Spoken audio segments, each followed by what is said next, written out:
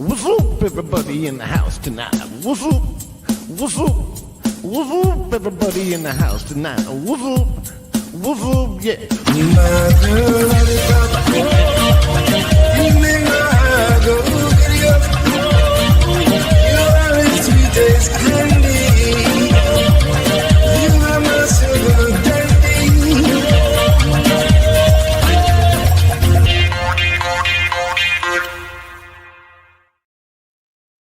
Day in the studio. Yes, dig it. It's Garrett and Steve Joe, live from Staten Island, New York. Do you like my Randy Macho Man Savage voice? Is that who that is? It was pretty bad. No, it was pretty good. No, it was pretty good. Yeah, I'm Randy. Snap it to a Slim Jim. I can't do it. You're doing it. What do you mean? Snap it to a Slim Jim. Slim Jim. Why do I keep saying it? Slim Jim. Slim Jim. Slim Jim.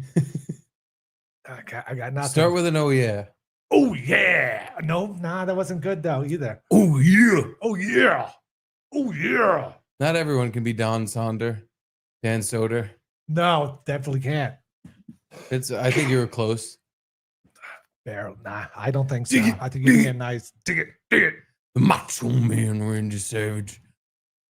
I can't do it either. No, you were pretty good. There were people on Twitter when you were doing it a few weeks ago saying they really enjoyed your Macho Man. Freak out. Oh yeah. Huh? Yeah, they should check out Boltman. It's the same. I have the same voice for 10 things. Anytime it's a steroided up person, like jacked person, that's the voice. Oh yeah. Boltman coming at you. I watched some wrestling thing this weekend where he was one of the announcers. Who, the Macho Man? The Macho Man. Really? Yeah. Fuck. What King of the Ring. It was the first King of the Ring. I am the King of the Ring. That's one of the lyrics to that song. Yeah, is it? Yeah. But dig it. He was pretty good as the announcer. I don't know why. Like Mean Gene Okerlund wasn't there, and Jesse Ventura wasn't there. It was Jim Ross, Randy Macho Man, and Bobby the Brain Heenan, who was horrible. Bobby the Brain Heenan would like make horrible jokes, and no one would get him and laugh, and it would, whatever. Who cares? I like Bobby the Brain Heenan just for that. He would go out in the air, make horrible jokes, no one would laugh, and he just keep going. That's a dream. I want to send my prayers out to Malcolm Jamal Warner. MJW? Okay. Malcolm, I don't know who that is. You don't know who that is? Should I know who that is? Maybe. Is it someone who watches us? Nope. Okay. No. And I don't give a shit who that is. With the name Malcolm Jamal Warner, I'm going to assume they are Chinese. I don't think so. I would have to say no. Filipino. I'm not 100%. Turkish. No, I'm not sure. No, I don't think so either. Eskimo. I mean, I don't know his exact nationality, but I think no. French? Maybe. Guatemalan. Black guy. Yeah, black guy. Yeah. It took me 15 tries, but I got it. He was a famous sort of actor in the 1980s. What did he sort of act in? What movies? TV show, The Cosby Show. Oh. Was he I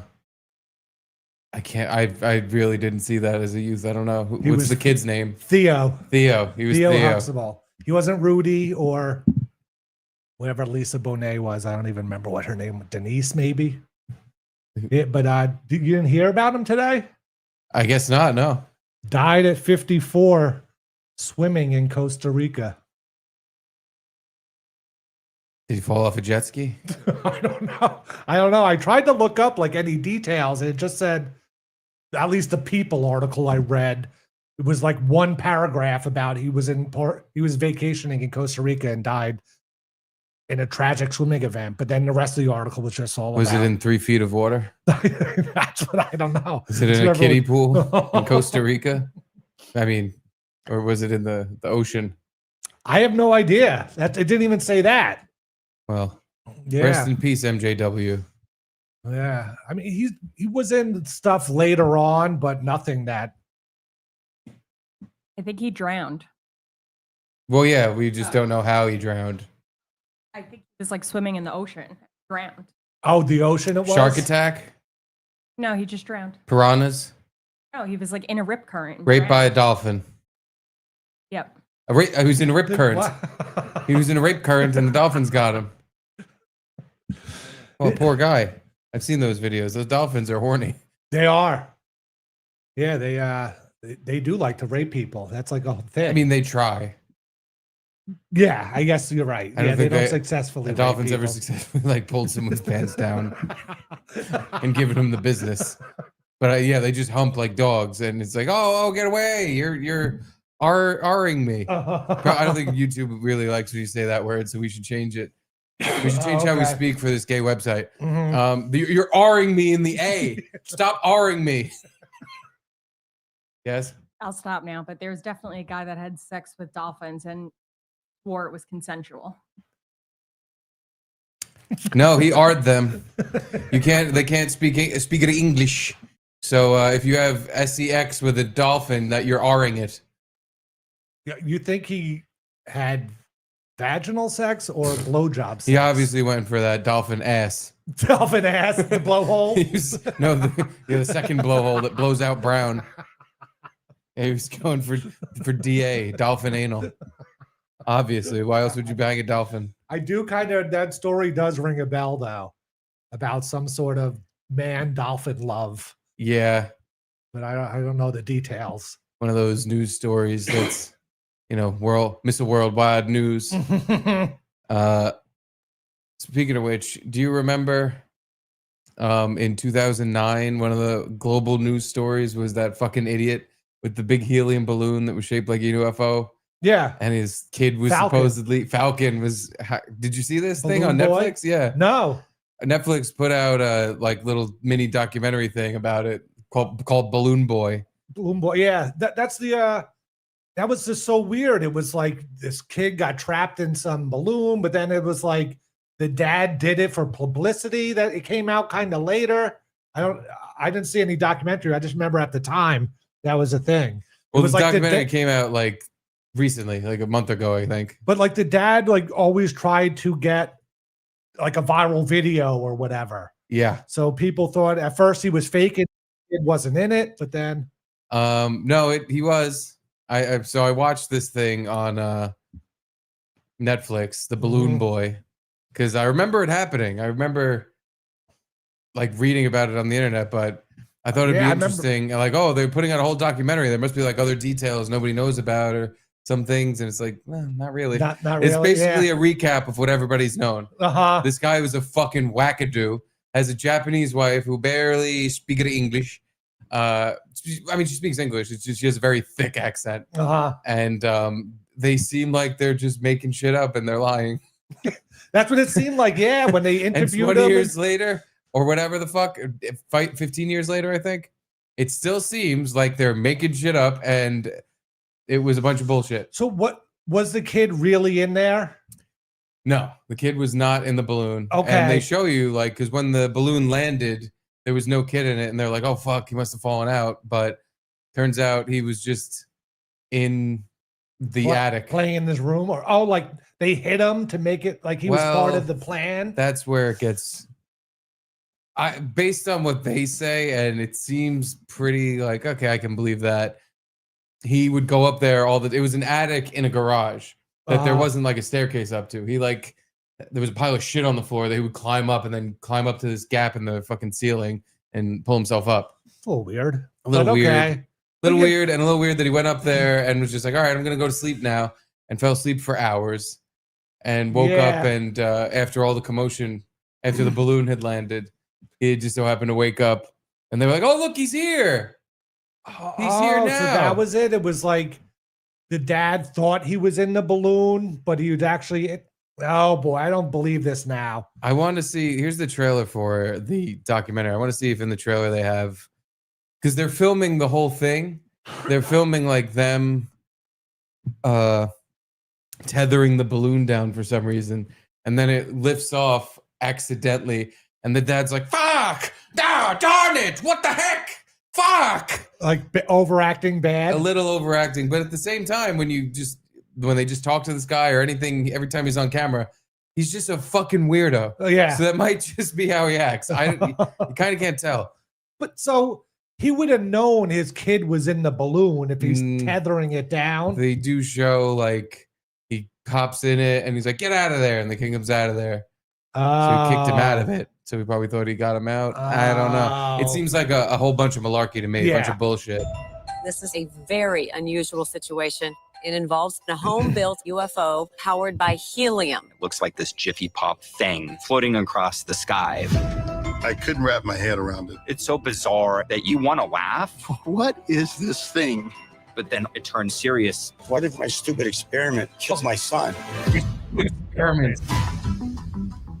Richard always wanted to build a flying saucer. And he said, we're going to try to make a flying saucer. And Just in case you're wondering, yes, that was the Japanese wife. Oh, it was? Okay. The one who said, "Vichy, I want to build a flying saucer." like, cool. Look at this. Look at this. I'm like a kid now. All I wanted to do was make a really fantastic project for the kids. Falcon's in there. On that ship. I heard all this chaos That in their was it, backyard. basically. There's no room in there for a kid to fit. All I wanted to do was make a really fantastic project for the kids. Falcon's in there. On that ship. I heard all this chaos in their backyard. They said Falcon got in the balloon and it took off. The biggest nightmare ever. Everyone starts covering this thing. Incredible breaking news story. It's worldwide. It's blowing dust. It's cooking. He said it's straight for air traffic. This could be really bad. We all thought that once that balloon came down, this whole thing would be over. Balloon boy. Ryan, what are you seeing You're on the ground trying there to next to the catch balloon? Well, There was no internet. I think it's crazy how I was 6 years old and I was able to affect the whole state of the dreamy, country. I thought, here it goes. It's going to take a whole new other spin now. Everybody starts criticizing us. What went through my head was Richard did this purposely. And I'm like, Yes. All right, hold on. Was that his sister or something? Hold on. So, one thing. So the kid Falcon, when this idiot guy with his experiments and I just want to build a flying saucer, all this weird shit. Every time he went on the news, he put his whole family on the news with him. And after the balloon thing, obviously. And the first time they're on Larry King Live, the little kid, he's like, "Yeah, tell him." Like, and he's like, I think he asked him, like, "Why did you go up in the attic? Like, why were you hiding up there?" And he's like, "Oh, I did it for the show." And they were just like, "What? What show?" This kid just blew the whole thing. And they're like, "Well, why did he say that?" Yeah. And it's a little weird because, like, why did he fucking say that? I mean, he's 6 and 6-year-olds say dumbass shit. And maybe he was talking about how before they went on camera for Larry King, the producers like made him reenact going up in the attic and coming back, like show them where he was and where, like, why they couldn't find him. So they think like, no, he was talking about, like, he got confused and he thought you were talking about, like, why'd he go up there today? He's like, I went up for the show. Oh, all right. That's plausible. What makes it completely unplausible and completely 100% this guy's a liar. It's a hoax. He fucking did all of it for publicity because he wants to be on TV or some shit. Is this lady's testimony? I'm pretty sure it's his ex-wife, if I'm remembering correctly. Oh, okay. And she had him dead to rights because she is a psychic medium. Oh, and she says that when she saw the balloon in the air, she immediately got the feeling, and it came over her that she knew it was Richard, her ex. Before she knew any details, she just knew the balloon belonged to Richard and that it was a hoax and it was something he was doing for attention. She didn't even need to hear the whole newscast or anything like that. Because or to know that it was his her magic psychic powers and how she can talk to the undead and whatnot. She knew immediately, oh, that balloon is from Colorado. It's from my ex-husband, and he's up to no good. It's a hoax. That's pretty powerful intuition she's got. I wish I had brain superpowers like that, so I could talk to the dead and see, like, whenever I see something like maybe a tragedy or something that's a little weird, like you see 9/11, the tower's going down. She's probably like, Jews, something like that, you know. It's weird that a sane guy like Richard would marry a weird psychic like this. I thought that same thing. I'm like, why'd they end up breaking up? They seem perfect for each other, but I guess just a broken Japanese woman is more Richard One is Speed. hard over, yeah. Yeah. And I'm like, you got to be kidding me. This family is crazy. This dad should be arrested. At the sheriff's office, you lie, you die.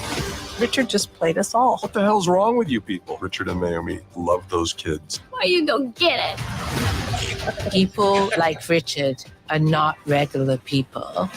You went on trial? If you think you know him, you probably don't. Who thinks they know him? No one thinks they know him. I don't even think Falcon thinks he knows him. Yeah. Balloon Boy. Very dramatic. Oh my God. Very dramatic Balloon Boy. I just remember that he also invented the bear back scratcher, which was some sort of like fake tree bark that you screwed into your wall that would stick out and you could go rub up against it like a bear scratching its back. Huh. So he didn't have all bad ideas. No. Just mostly he was like a brain damaged person. So they also think that he is a attention-seeking hua. Yeah, that's what I remember. It was like he had tried stuff before and because he was on Wife Swap. That's right. Yeah. Oh God. I guess they don't have Balloon Boy Dad Sings. Aline. Oh, well, here's just a little clip from the wife swap he was on, where he swapped wives, and someone got a Japanese housemaid for a week. Oh, was that wife, not the psychic wife? No, not the psychic wife. Oh, It was okay. his good wife, the one that gave him the kids. And this was, I think, a year or two before the balloon incident. Mhm. So it's like he was trying to be on TV. She welcomed the man to do that. I just thought, God, Karen has such an impact on me that I wrote you a song. I wanna tell you how much you mean to me and my family. Was sad to see you go. We like you, you know. You're not half bad. Your bad half makes me whole. Can I get a hug for you? You got emotional over that? You're not half bad. That was amazing. Your better half makes me whole. Well, that was the best apology I ever got. Thanks. Really? Thank you. Thanks. That was awful. I really put in everything I could to try to. You did. I did. You should apologize for that apology. Really? I wonder what he was apologizing for. For singing before. Now he's apologizing in song again. Doesn't help. Oh. But yeah, no, that guy doesn't seem like he likes attention or like he would make something up for to be on TV. No, definitely him. not. He just seems like a genuine sing-songy kind of guy. He's way like better looking than I thought he would be. That's why he thinks he should be on TV. Yeah, I guess so. Because he's a hot man. Yeah. Do you want to see another clip from Mark? Yes. From Wife Swap?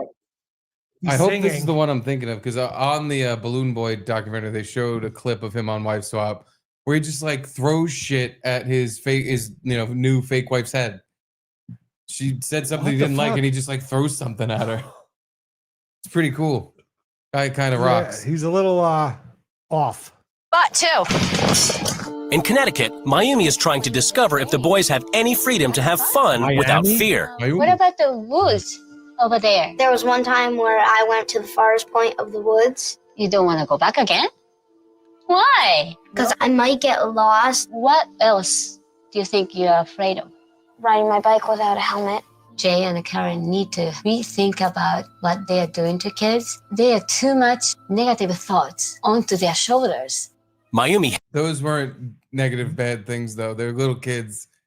You should wear a helmet. You tell them to wear a helmet. If he doesn't, you don't fucking cry about it. But you tell your kid to wear a helmet. And if they walk to the furthest point in the woods, you say, yeah, don't do that. I don't feel like fucking getting a search party and bloodhounds to come find you because you got lost in the furthest point of the woods. But you know what that is?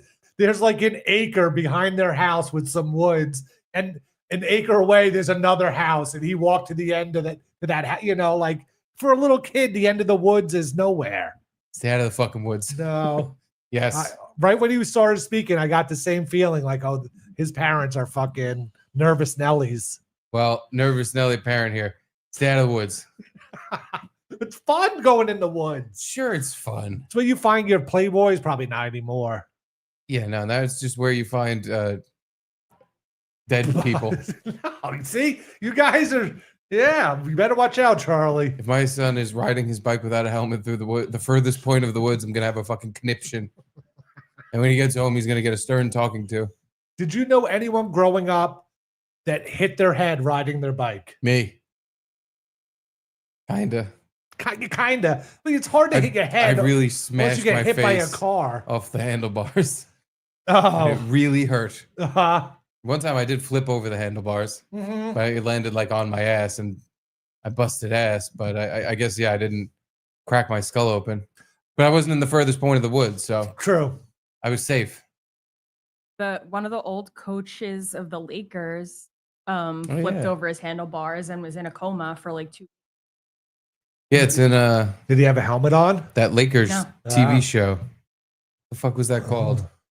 Winning time. Winning Time. Yeah. Yeah, the team was doing good. I forget the name of the coach, but he flipped Pat off. Riley. Nah, the other Rudy guy. Tomjanovich. Yep. Popovich? Greg Popovich. Yeah, no, it wasn't him. Uh, Some other dude. But yeah, he was all fucked up. Kurt Rambis. No, it wasn't Kurt Rambis. He was just riding his bike really fast for good exercise. And he got what he deserved. And he fucking flew off that shit and smashed his fucking head and was in a coma for, I want to say, like a month and missed a good chunk of the season. Wow. And You know, he never came back to coach the Lakers. that's the I don't one think. you heard of ever. Well, That's true. not a bike, but I do know a person in real life who dove into like a 4 or 5 foot pool for a kid. I've and heard that a lot. Snapped their neck and is Yeah. completely paralyzed. See, the kids should wear a helmet in the pool, too. too. They should wear a goddamn helmet so you don't snap your neck. I almost feel like helmets prevent Need a you good polishing. prevent you from learning how to fall. Like if you don't have a helmet, you learn how to fall and brace yourself or like protect yourself. When you have a helmet, you don't care if you fall and hit your head because your head's safe. So then if you fall That's without not a true. helmet, then you're in danger. I think that's completely not true. No. If you fall with a helmet, it still hurts like hell. Mitt. If you get hit by a car going 60 miles an hour, but if you just like fall off your bike. If you fall off your bike and still just fucking smash your head off the ground But really how do hard. how do you do, you know? You're bad at being on a bike. I don't know. In the half a second that you fall and smash your head, you're not going, oh, I'm wearing a helmet, so this is totally fine. You're still like, Yeah. initial reaction is to protect your head. Hey, you stupid fuck. Is it? Ours are because we didn't wear helmets. But I feel like kids now, they're just so used to wearing helmets, it doesn't matter. How do you, I don't know Kids anything now are about what stupid kids now for are way doing, and I have different a kid. reasons. Are they wearing their helmets? All kids wear helmets now. Oh yeah, everywhere. How do you know? You buff them? You buff those helmets? Give them good polishing. Just a theory I have. I can't prove it, but Garrett's I know theory, I'm right. All kids are a bunch of helmet wearing queers. Yeah. All right. They're not queers, but they're doing themselves a disservice. I'm Except for the 0.01% that it would actually help. I don't want my boy to be a little puss, so Uh-huh. I'm gonna take him to the edge of the woods. I'm gonna show him a helmet and throw it into the woods. I'm There gonna you say, go. now go to the furthest point and have fun. And he's just go. I'm a baby. I don't know. When you were 6 to 9, it was fun to just go When I into was the woods. 69 and I was thinking about other things in the woods. Had bush in my face. I probably had no helmet by that point. Yeah. Yeah. I would be told to put it on. I'd put it on, and then Really? sometimes I wouldn't. Oh wow, different. Sometimes I didn't different feel like it. I generation. would see my older brother not wearing his. I'd be like, well, I want to be cool as hell too. And I would take that shit off. We didn't even own helmets. You know, that wasn't a thing. Maybe that's why your memory is so piss poor. You need to keep some of that fucking brain matter in your skull instead of riding your bike into a wall and smashing your head against it. Anyway, do you want to Maybe. see more of this Japanese woman on Wife Swap, or did I that want run to its see him course? throw the thing. I hope that's in this clip. It might be. heads for the woods to see for herself what dangers lurk there. This is the perfect Yeah, no. spot for them to play. We can hide from each other, throw the rocks, climb up on trees. They act like monkeys. They gotta explore.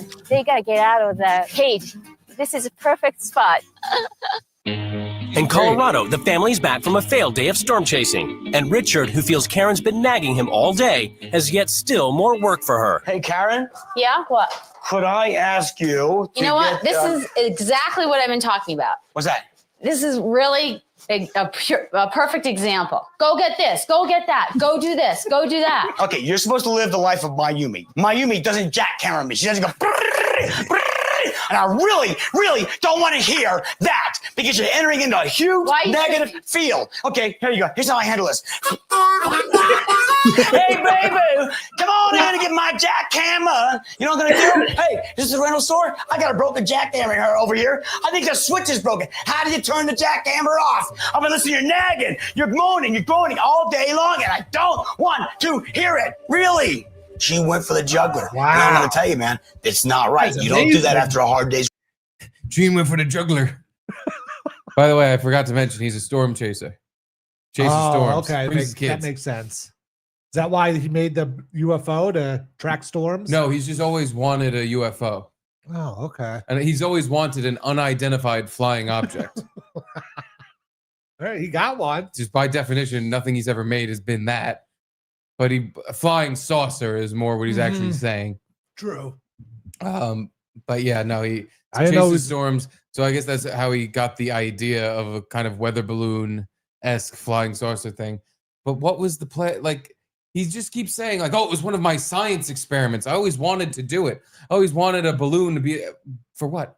For what was it going to do? Yeah, there weren't any like instruments on it or anything to record any, or a camera or anything.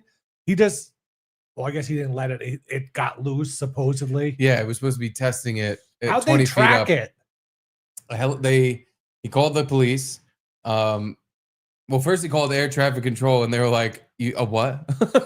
I don't know. So this is okay. Call the 911. We don't know what to do about that. He calls 911, and they don't play the whole 911 call. I hope it's somewhere because I want to listen to it. Because even the little bits and pieces they do play, you can tell the operator was like, "Excuse me, there's a boy in a UFO," and he's just like, like that. He's screaming like, he's in the air, he's in the sky. I don't know what to do. Get a helicopter. And then the lady's like, okay, I need someone to like verify this. Is there anyone else there? He's like, yeah, my wife. And that made it way worse because then all of a sudden there's a calm Japanese woman with a thick accent comes on. Calm. Oh, not calm. But very thick accent. Oh, my son in UFO. He's frying. Basically, was the how the phone call turned, and the operator's like, oh, okay, so there's now this woman who in her spare time when she's not screaming about Godzilla, she's screaming about the little UFO and her baby boy in the sky. Okay, all right, we'll send a helicopter right away to come find your boy in the sky in the balloon. Where was this? Colorado Springs. All right. So yeah, but that's why I want to hear the whole phone call. Yeah, I mean, it might be online. I'm sure YouTube. it took the operator about 20 minutes for them to be like, all right, fine. I'll send the cop over to check it out or something. But we're not sending the helicopter right away. Well, they eventually got in contact with like a news station who they sent their helicopter out, and they found the fucking balloon flying through the sky. Wow. And they just like followed it around. I feel like that would be hard to do, but I guess. No, it's definitely hard to do. I don't really know. They somehow got scientists involved with this, the meteorologists or something, and they the kind wind of figured patterns. out, like where if it lifted off at this time, where would it be by now? And the kind of the general area it would be in. That's how they found it. Holy shit! And then there was no boy in it, but I want to hear more of him speaking down to this woman. Playing harmonica. We were storm chasing, and you're jackhammering me. You're laying me on the floor, you're putting my legs in the air, and you're dipping your dick in me like a jackhammer. She went for the jugular. And I'm going to tell you, man, it's not right. You don't do that after a hard day's work. You saw what happened to the rocket? You saw what happened to us? Plunged. That's what happened. Richard has to keep his wife beneath him in order to function. I've never really been treated like that before. It was definitely hard. In Connecticut, after talking to the boys, Mayumi brings her concern about their long list of fears to Jay. I asked them, are you afraid of what they want to do? And both of them say yes. That's interesting. Dean wants to be free. He wants to go off. And if he goes off into the road, we don't want him to die. This is the whole house is a cage. Let's define The cage. person say no, no, no. That's you. I think she's using the safety precautions to saying there's a lot more weight on them. If there's more weight on them and they live, I'm happy. If there's less weight on them and they're dead, I'm unhappy. Kids are not really enjoying full having fun. And that bastard don't get. That bastard don't care. Oh, poor Mayumi. Mm-hmm. Wow, it's funny how both of the same couple were both yelling at the meek and weak other couple. Yeah, weird. Yeah. How do things work? What did that wife get upset about? It's like, you're on a TV show. It's a crazy man. Laugh about him. What you get? I never been yelled at like that before.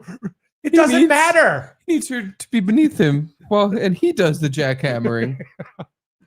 Can't do jackhammering from on top. Yeah, I would recognize I'm on a television show, but I don't even understand why people like that go on something. People that are so uptight. Why are you even on TV? Why are you trying to? You worried about your kid crossing a street? Aren't you worried about people seeing you on TV and what are they going to think? And they're going to try to find us? They're going to steal our. People on TV might think your kid looks great and try to steal him. They just want the grease. I guess so. They want some. They want some of those greasy bucks. Always says they're not real. They're as real as fucking Balloon Boy. Yeah.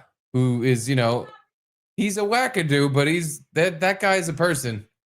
He's a crazy person, but he exists. And he said the only reason he went on the wife swap show is for money. He's like, we're trying to make ends meet. Yeah. They were paying people. Good for him. And then I got jackhammered. So he did go to trial? By the end of this thing, I wasn't paying attention anymore because I was just like, I know all this shit. Who cares? He went to jail. Oh, okay. Why? Wow.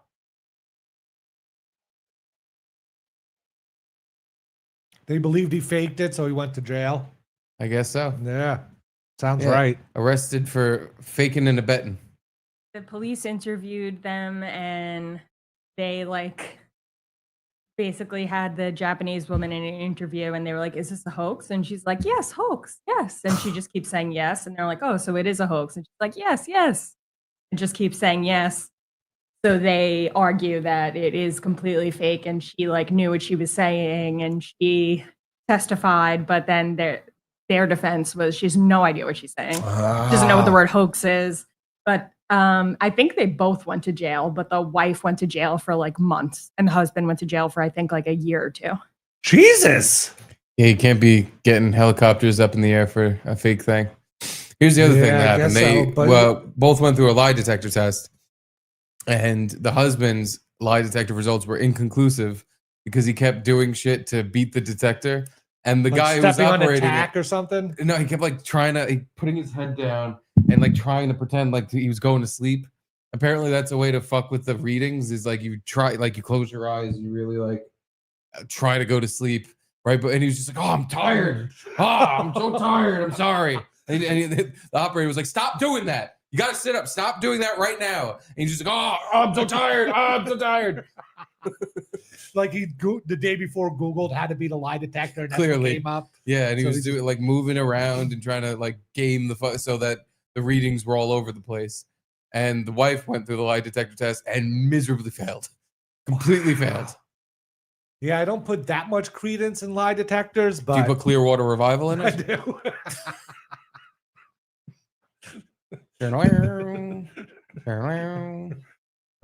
Some folks are born, silver spoon in hand, big balloon in the sky. On the red, white, and blue. Hey, me. And they're back on TV because of the documentary they're. Oh yeah. But they didn't seem like they were really promoting anything. That's good, I guess. No, well, maybe they were just promoting themselves because this guy, he doesn't know, like, well, what do I do next once I'm on TV?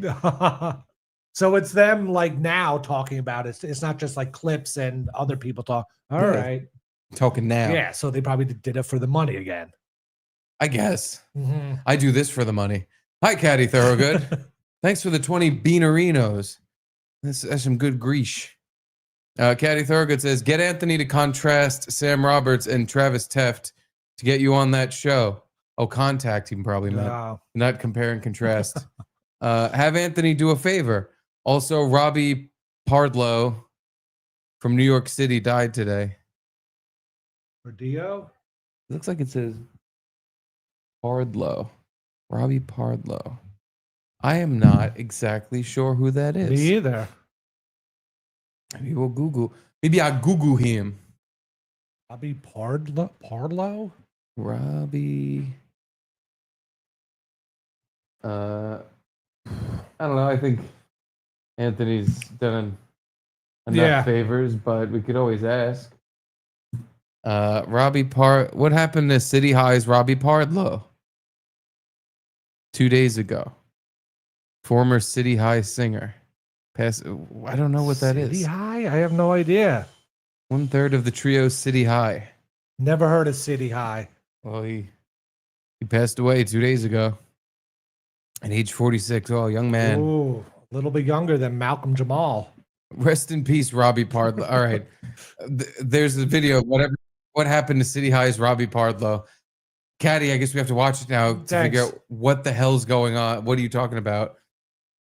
So, yes, thank you, Caddy. Here, let's see. What's up, you guys? It's Layla Lynn, and I'm back with some sad news. You may have heard that Robbie Pardlo from the group City High has unfortunately passed away at the age of 46. So we're going to be talking about what happened to him in this video. Band? Is that the three people that sing that song? What would you do if your son was at home? It is them. Crying all alone on the bedroom floor because he's hungry. And the only way to feed him is to sleep with a man for a little bit of money. Oh, I do. Yeah, that sounds familiar. Dance home. Wow, how'd you know that? You just recognized them? It took me a second. No, I don't know what I even saw. I guess it's just the two guys and a girl. It came to me. If you're not familiar with Robbie, he was the lead singer of the R&B group City High, and he passed away on Thursday, July 17th, just 2 days ago. And he was reportedly surrounded by his friends and family in Willingboro, New Jersey. What has he been doing since like 2002? What are you doing where you're surrounded by friends and family when you die? He blew his head off. He invited everybody over. That sounds like a cancer thing or something, you know? He invited everybody over for cake and suicide. After he was done serving like the donuts and coffee. Yeah. He was like, all right, guys, I've had enough of this. I'll see you in hell. That one hit we made 20 years ago, all the royalties ran out. It stopped paying the bills 20 years ago. So I'm about ready to leave this place for good. See ya. Robbie Pardillo out. Pardillo? Robbie Pardlo. Pardlo. Rest in peace, Robbie Pardlo. Mm-hmm. Hope your family didn't get too shocked by the brains splattering on the wall. Thank you, Matt Fugate. Matthew Fugate, thank you so much. Thank you, Matt. Happy belated 200th. Mm-hmm. Cheers to you, Mr. Fugate. That's the high life for you. Back in the high life again. Thank you very much for giving us that grease. Yes. Makes the wheels keep going. Oh, make me feel good. And not to, trying to top everyone. Holy Temp Guy shit. sent 200,000 itters. We are now rich in whatever that money is. Sorry I'm late to the party. Happy 200th episode, boys. Thanks for making my walk to work less depressing. You're welcome, temp guy. I'm very happy we can help with that. Here's something that's not depressing. No matter how much you work, $12.25. hell yeah! Fuck yeah! Thank you. That's more money than I thought. Yeah. I thought it was like 20 pennies. But here's some less depressing facts. Even if you get everything you want out of life, you're still gonna want more and feel empty. Wow. Okay. No, it's cool. Just kidding, temp guy. Everything's awesome. I was gonna go with a fun fact, like the little hole on airplane windows keeps the frost away. Does it? Yeah. I thought it was like to help its own defrosting system with the depressurization. That too, but it also the hole actually keeps it unfogged. You could. Don't you hate when people leave the fucking windows up on the plane? Yeah, it's too bright. I Too wanna bright. chill. Yeah. Yeah. At night, I don't mind, obviously. Yeah, but Here's another fun fact. The longer you live, the more of your people in your life you're going to see die. So you have a choice in life. Do I want to see everyone around me go to hell, or do I want to go first? Oh boy. No, I'm just listing fun facts. I don't want to kill myself. I would never. Oh, has some. You do a fun fact. Fun fact. Oh God, ran out of fun facts. That was the one fun fact I knew. Fun fact. Fuck. You forgot them all? I don't have any fun facts. I need to be inspired for a fun fact. I don't just have fun facts off the top of my head. Okay. Fun fact. Every day is one more day closer to the last time you're going to have a day. That's a fun fact. It's like the fun facts, your dad picked you up one time for the last time and never knew it. Oh, yeah. Oh, that's God. a good one. That's a good one. Oh, man. Someone said that to me fairly recently, and I thought about Charlie, and I almost cried. I pick him up all the time. I pick him up every day. One time it'll be the last One time ever. and I'll put him down, and he's going to walk away and be like, Dad, I'm too big for that shit. That's why I'm going to have to, when he's in his 30s, I'm still going to be like, I'm picking you up. Come here, baby boy. You should make it a thing every year on his birthday. You pick him up, no matter how old he is. Still not the last Yeah. time until I break my back. And then that'll be the last time. And I'll have a whole bunch of more fun facts. Fun fact. Everything in life seems hard in your 30s. And you think when you get to your 40s and 50s that it'd be better. And you have it all figured out. Everything's just as hard and sometimes worse. But you just give less of a shit because you just can't do it anymore. I have a fun fact. Oh, what's your fun fact? You know the group The Zombies? Oh, There's yeah. a time and the season. Oh, no. I was thinking the Cranberries. Not the who sing Cranberries Zombie. No. Yeah, I got confused. They created that big hit, Time in the Season, I think it's called, in the 60s. It's the time of the season. Yeah. Oh, yeah. So they created that hit. They broke up before it became big. So then some promoter was like, we got to get this band out and blah, blah. And they're like, no, we're broke up. So they looked around and just hired 3 guys to be in, or 4 guys, I guess, to be the Zombies. And they went on tour, and they don't really have that voice when, the way he sings, it's so falsetto-y and sweet and stuff. And but they made this band and put them out on tour just to make the money. And that band was ZZ Top. Wow. That's a hell of a fun fact. Yeah. Here's a fun fact. Most of the members, if not all of the members of Lynyrd Skynyrd, died in a plane crash at the peak of their fame and fortune. They had it all. Well, maybe not, but one guy died. Was it one guy? I thought a bunch of Lynyrd Skynyrds died. I'm not sure. There was a plane crash, and they crawled out from the plane and found some guy's farm, and the guy held him up with a shotgun because he was like, what the fuck are these people doing in my yard?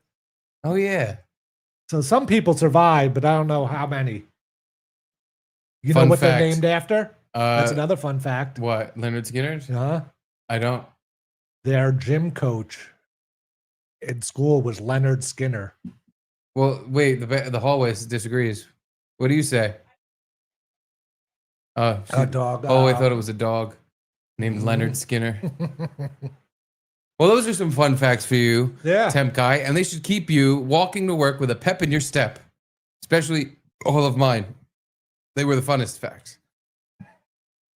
Win at all costs. Call it the rest of Thursday's show. Excuse me, I had to burp. And appreciate the sentiment on adding me to the board. Well, appreciate it some more because it's happening. It's happening. For the next month set of next month's coming up. Placaroos. And write it down. Put it in your notes. I did. As we speak. I did. Yankees are losing 4-1. Win definitely has to be in there. Yes, he do. Win at all cost. We'll be on the board.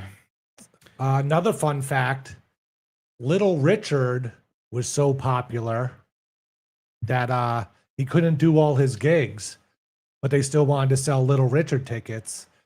So they searched for a Little Richard impersonator, and they found one, and that person was,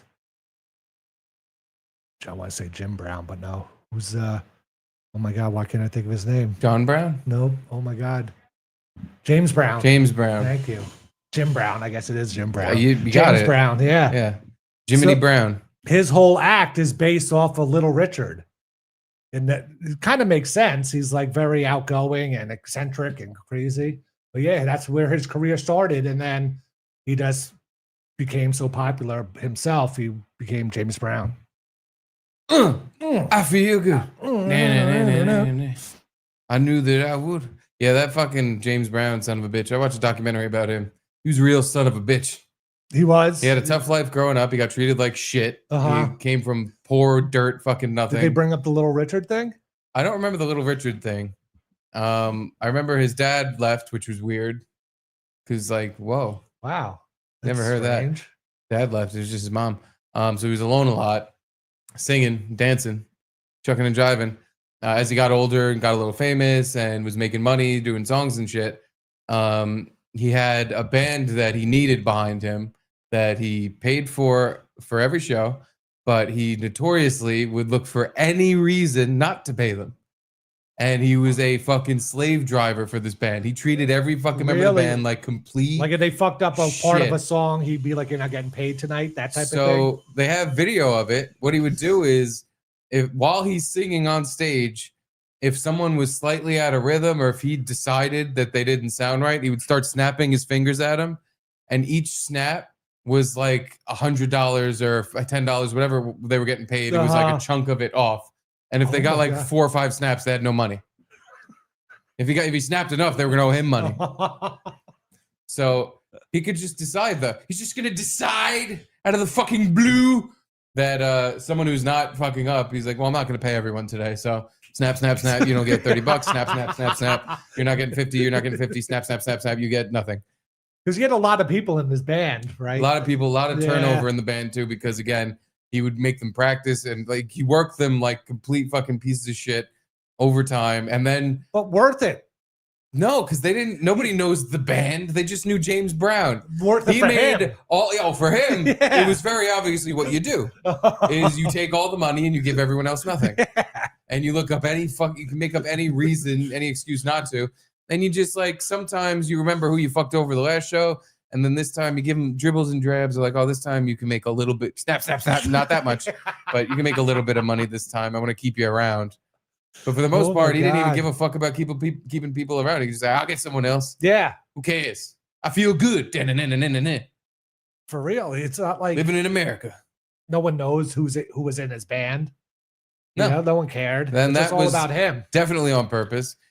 And I think it was because he was a little short black kid and other black people weren't nice to him. So he would have an entirely black man and he'd be like, fuck you, fuck you, fuck you, fuck you, fuck you. None of you were nice to me when I was a kid. You know, he's like top 5, 10 legend in music. At least, you know, like it worked for him. He's good. I feel good. Name another one. Good golly, Miss Molly. How about another? That's not one. It's not one, is it? I only I'm know so 2. excited. That is. I just can't hide it. I'm so excited. I can't hide it. Come on now. What about the song that Apollo Creed comes out to? Oh, that's James Brown? Yeah. Oh, okay. Living in America. Yeah, I don't. I think it's James Brown. But like everyone knows him now. What about Sex Machine? That's him? Come on now, get on up. Get up now, get on up. That's Get him, on yeah. the scene, get on up. Like a sex machine, I got get on up. Ah! He had the greatest entrance. You just lost $40 for not knowing that.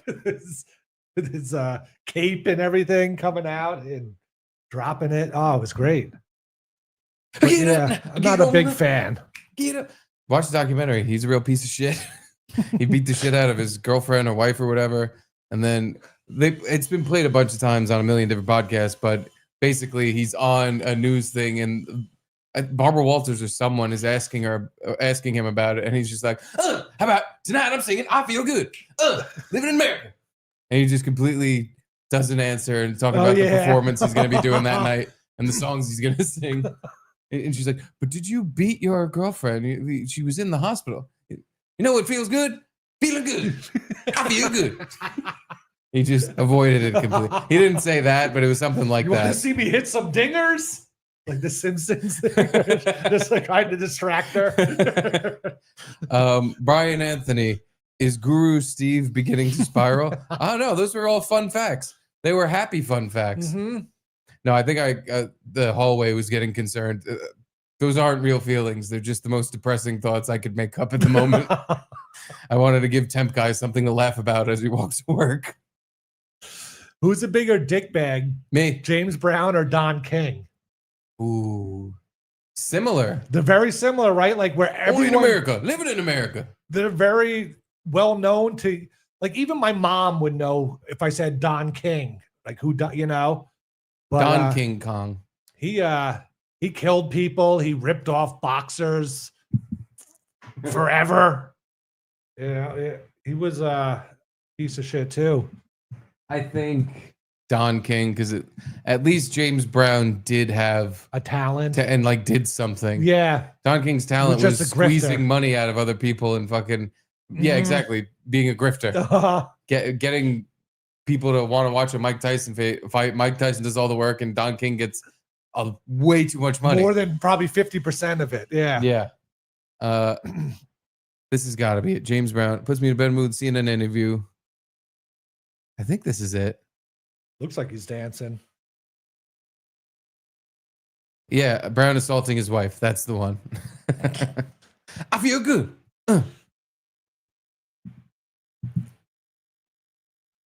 With a lead pipe and firing a gun at a car that she was in. What? I forgot about that. It resulted, as a matter of fact, in Brown assaulting his wife with a lead pipe and firing a gun at a car that she was in. These are charges that Brown denies. He was released yesterday on $15,000 bond. He joins us from Atlanta to discuss the charges, and we welcome you, James Brown. How did all of this trouble begin? Living in America. Nothing wrong. Nothing wrong at all. You're not in any difficulty, but you're out on bond. No, I'm not. Have all the charges been dropped? Yeah, I'm out on love. Well, are you out on love or out of love? Which is it? Out on love. Alone from night to night, you find me. Now, James, this isn't the first time you and your wife have had a problem. Are the two of you going to... By the way, she's laughing and smiling. Yeah. Whatever, you know, you just shot at your wife and threatened her with a lead pipe. Listen, Sonia, you're the news anchor who's supposed to be grilling him about beating his wife with a lead pipe. And he's just smiling and yucking it up, and you're like, "Oh, you're out of." Did you say I'm out on love or out of love? Yeah, you are out of love. You shot at your wife in a car. You're out of bullets too. You emptied the whole magazine in that car. You tried to kill her. It's like I feel good. It's like almost like she knew he was going to do this. The way she's reacting, just like, "Oh, okay, next question." I'm just going to set up all the questions so it's a song. Yeah, she set him up for the answer. Yeah. Are you out on bail? No, I'm out on love. How you feeling tonight? I feel good.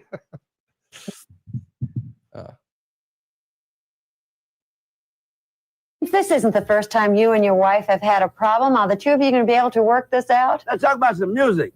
You want to talk about music and you don't want to talk about what happened? No, it's all over. Well, let's talk about your tour. When are you leaving? We're leaving tomorrow. And where are you going? Rio de Janeiro and Sao Paulo, Brazil. Now, your fans will have read all about this, James. Aren't you concerned about that? No, Dageshan. I'm concerned because there's nothing wrong. And what are you going to say to your fans when they ask you some questions about it? I'm going to say, I feel good. Papa's got a brand new bag. It's a man's world. He's just naming songs. I feel good. Papa's got a brand new bag. It's a man's world. It's a man's world. That's another really good one. But it won't make nothing without a one for me to shoot out in the car, hitting the head with a lead pipe. Man's world.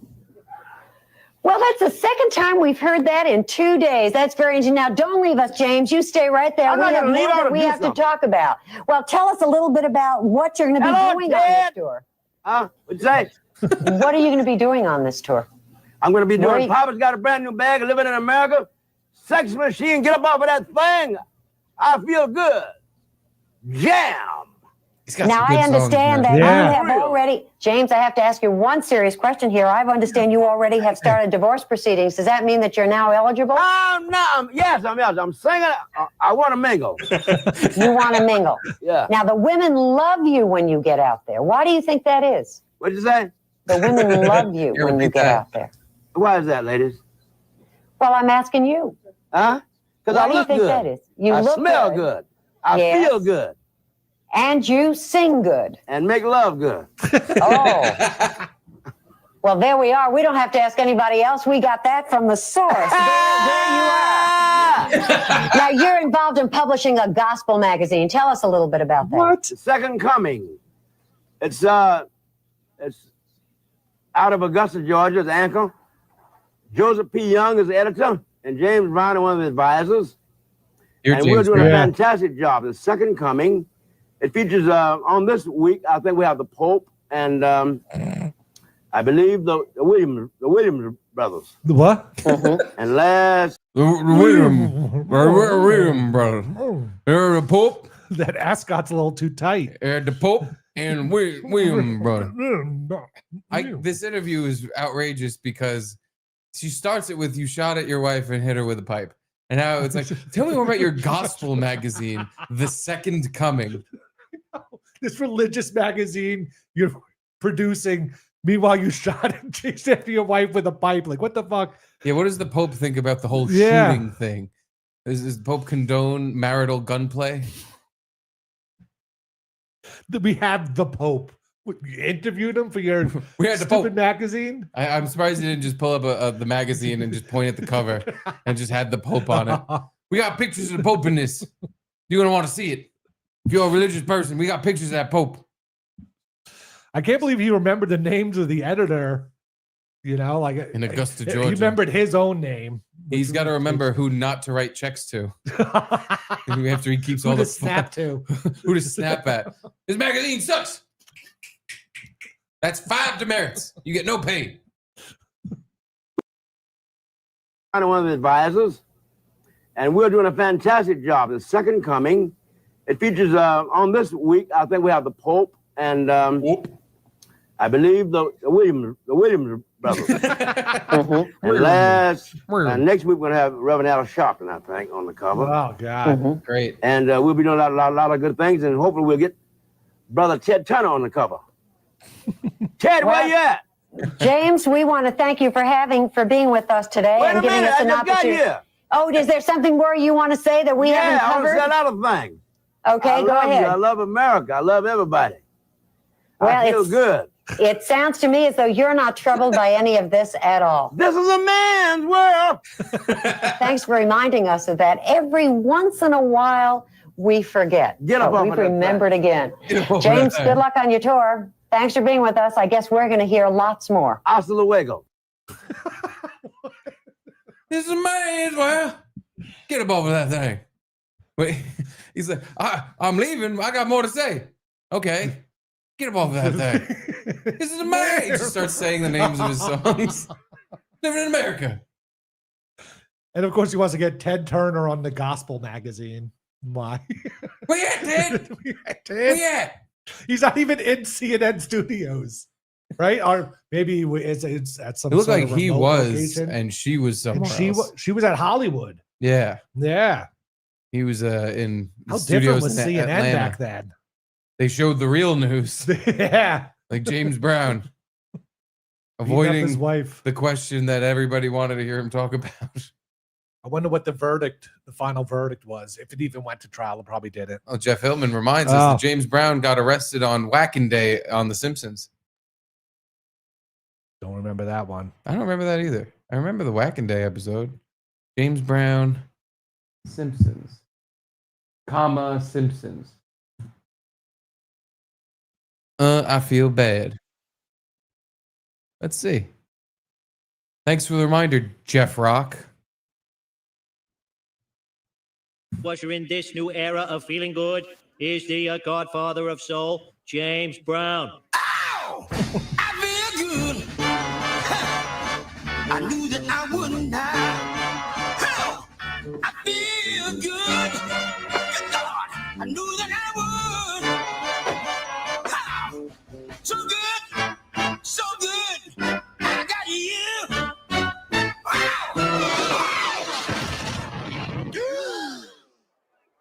Hey, wait a minute. Hold on here. This bandstand wasn't double bolted. Huh? I didn't feel like it. Wow. I don't think that was it, but A rare miss. I think that was actually his voice, but it must have been in a different part of the episode where he gets arrested, because that was just him actually performing, and it wasn't very funny. there was no whacking day or anything. Yeah. There was no wackiness at all. Also, it was not true to form. He didn't snap at the band and deduct money from their pay. Living in America, I feel good. Sex machine. Well, anyway, was there a Garrett weekend update? I didn't do much. No weekend update really. I went to Long Island, saw my aunt. That was it. Yeah, I went upstate and saw some Caitlin's cousins. That was it. Mm-hmm. Yeah, nothing to report on. We did some barbecuing and came home. Yeah, the craziest thing I did was take 3 dumps on a child's toilet. Wait, on like the trainer potty? Pretty much. Really? Yeah, I took 3 dumps in it. Because it was like stuck there on the toilet? No, so I didn't use the actual trainer potty, but they live in a nice house and they have multiple floors. And in the second floor, where I did all my business, the ground floor, the bathroom had a toilet that was like 2 feet off the ground. Is that high or short? It was pretty short. I was like up here, my knees up, taking craps. I don't know how tall a regular toilet is. 16 feet. Wow, that's fucking high. Usually need stilts. That's why I had to have the ladder next to it. Yeah. That's why, we have a ladder in there. No, it just felt funny by the second and third time I was crapping. I'm like, they got to have another bathroom. But doesn't that put you in a better position? I guess so. Squatty potty I didn't position, like it, kinda? but I guess it's supposed to be better for you. Yeah. It might be. You did better 3. for the movement. Yeah. Yeah. I don't know. I didn't enjoy them. I felt like I was crouching down on the floor. Was it like a tankless toilet? No, it was a regular toilet. Oh, okay. It was just very low to the ground. That's weird. On purpose, or was it for kids? I or think it was something? just like that. Yeah. And they also had the like potty training seat on it. But I didn't use that because I'm a big boy now. I don't need that. I need Soon you're gonna need it though. I know.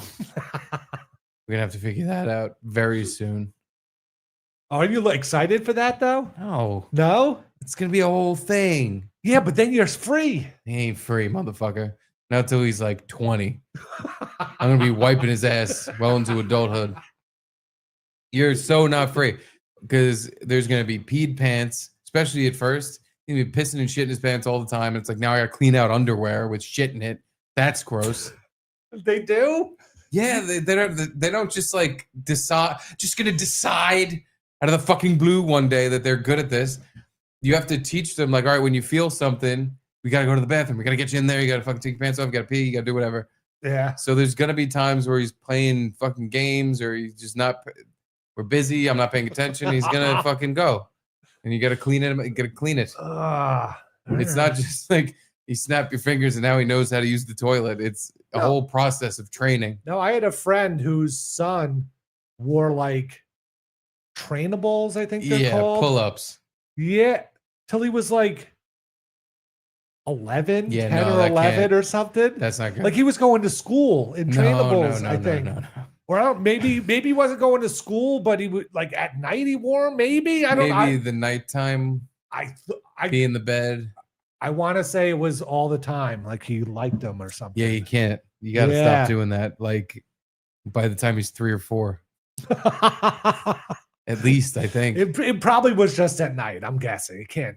Maybe it was every single day, all day. Maybe He just didn't feel like shit. It's trainables all the just shit time. is trainable. My friend had the opposite problem with his kid. He was saying that they tried to get her to wear pull-ups and she refused to wear them, like rip them off and shit. So they have to give her regular underwear, like kids' underwear.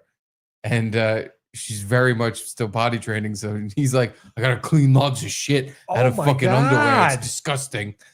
What the fuck? Yeah. No, it's not. The diaper situation isn't the best thing in the world. You got to, he's sitting around mushing around poo and I got to wipe that off. Yeah. But at least it's all contained. And then you just throw it out. It's not like you have to wash underwear with clothes, underwear, whatever, wherever it fucking spreads and smushes into. Oh my God. Yeah, it's going to be a whole thing. You can't force her to wear them. Like, just be like, no, you're He wearing said them. it would be a whole fucking mess and she would rip them off. Oh. That can't work if it's ripped off. I don't know how we're going to do it. Charlie seems like he's getting ready. Like he knows when he has to poop. He'll run into his room and just start. And if you try to walk That's in a there good sign. while he's going, he'll be like, you go, walk that way. It's pretty goddamn funny. I always, whenever I see him go in there, I'll just peek in like, hey, what's going on? He's, you go, walk away before I make you.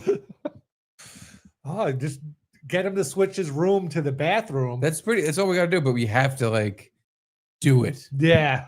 And because Caitlin was telling me, like we have to actually, like, it's going to be at least a week or more of like, hey, do you have to go to the bathroom? Bringing him in and all this. Like you have to really pay attention and do it because he was doing his run into his room and fucking, and I was like, hey, do you want to try the toilet? And he just, no. He said no. And I was like, okay. Caitlin was like, do not fucking do that. Don't get him all confused and shit. It's like when we do this, when we potty train him, we have to like really. Oh, yeah. Because if he starts thinking like, oh, sometimes I can go to the bathroom and sometimes I'll just shit my pants, then he's gonna be all fucked up. He's never gonna learn it right. Okay. That might be what happened with the 11-year-old wearing pull-ups. Maybe. Because they were like, all right, we'll just let you go whenever you feel like it. And he's just like, all right, I'm just gonna do that then. It's definitely what it is. It's like once you get 8, be like, you're not wearing them anymore. Control Stop yourself. believing in Santa. Yeah, He's you're still wearing crap in diapers. his pants. Yeah, I think they said like he never really wet in them, but he just like preferred to wear them. It had to be at night or something, but yeah, who knows? Yeah, I think it's more common for the nighttime pull-up thing because kids be pee in the bed. Yeah, I was definitely a bed peer. I'm a bed peer. It's always the worst. You just wake up and bed's all wet. Everything's cold and it sucks. Just You're another thank embarrassed. you to Matt Fugate for that. Thank you, Matt. Yeah, no, I have one specific incident I remember that it was traumatizing. I was traumatized because I wet the bed as a boy. I think I was like 4 or 5 years old. You know, it was at the age where it's like, all right, you got to stop pissing the fucking bed. Yeah. And oh God, I was way past that. Well, you're a big baby. Yeah. You're a big baby boy who makes peepees in the bed. I was a big boy who didn't. I was also just like laugh so hard with your friends, I'd pee my pants. Were you a girl? I don't know. I just always had a weak bladder. I'm not sure. This guy's a little girl. Peeing his pants when his friends laugh. My mother, to get me to stop pissing the bed, was like, so if you make it one night or 3 nights or something without wetting the bed, we'll go to Toys R Us and I'll buy you a Jurassic Park dinosaur. Ooh. Because the second movie, I think, had just come out. Okay. And there was like a bunch of, it was all the rage with me and kids my age. We all wanted the Jurassic Park dinosaurs that had the JP on the leg and shit. Oh, okay. Everything in the 90s was branded and like a whole collectible fucking thing. So I wanted that really bad. There was like a T-Rex. You squeeze it and it makes roaring noises and the mouth moves. So I was dreaming about this fucking dinosaur. And I'm like, I thought all I had to do was just think before I went to bed, not going to pee. Just not going to take a piss. Not going to pee the bed. That's all. That's all I'm going to do. Next morning I wake up and I am drenched. I peed probably gallons of piss came out of me. I was completely soaked. My shirt, my pants, my bed, all completely soaked. And I remember running into the living room and like, all right, what if I just sit here for a while and try to dry off? And I sat there for maybe 10, 15, 20 minutes and I was still all damp. And I started just like, I'm not going to get the dinosaur toy. And you smell like piss too, right? Yeah. Covered in piss. So yeah. I'm pretty sure my mom came in and was like, what the fuck's your problem? And I'm like, I peed. I'm not getting. Did you get the dinosaur anyway? I think she got it for me anyway. Nice. She's like, all right, stop crying, you little bitch. You have a fucking dinosaur. Who cares? Stop pissing the bed. I heard for that, you're supposed to just like, when you go to bed at night, like wake your kid up and just tell him to go piss. Or even bringing a bucket into the room and just be like, piss in this bucket and then go back to sleep. I don't know about that part. But yeah. I know I read in Parenting Good and Well magazine. Ooh. That you have to set an alarm for yourself around like 3 or 4 a.m. And then you go into the room, and if he already pissed the bed at that point, you wake him up with a punch to the fucking face. Yeah, okay, that makes sense. And you say, hey, you pissed the fucking bed. Don't do that again. Unless you want to get woken up with another right hook, you better fucking stop pissing the bed. Now clean it up. But that sucks. Like, who wants to set their alarm and wake up at 3 o'clock just to, It would be super annoying, but you at least get to relieve the frustration and anger by throwing a punch at the child as hard as you can. That's a good point. And you remind them, like, the only reason I'm even awake is because of you. And there's piss in this bed. I think my idea is a little bit better. The bucket can go hit or miss. What do you think will work faster? Probably the bucket. No, I think adding trauma to the mix. Yeah, that might make him pee the bed more. Make him pee the bed more, and he would just wake up like, every time. He hears your alarm go, that alarm sound or whatever it is. He'd be hearing my alarm in the other room. Hear me cracking my knuckles. All right, time to check pee-pee boy. Yeah, 3 o'clock in the morning is a little too early. Early, late, whatever it is. I mean, when does the peeing usually happen? I don't know. I'd assume it's just the middle of the night. Yeah. But I on my link, go to the Fart Museum. The Fart Museum. My little prank has been discovered. Oh yeah. You told me about this 2 Thursdays ago. 2 Thursdays ago. Allowed to be within the presence of the Bisconti family. So what did you do exactly? So, Keanu gave me the whiteboard so I could write Garrett and Steve on it and put it behind us. And it comes with one of those like erasable markers. And they have some Allentown Art Museum. I don't know where it's from or why the Allentown Art Museum. I want to bet money right now Gino found that on a curb somewhere. Or it was with the apartment.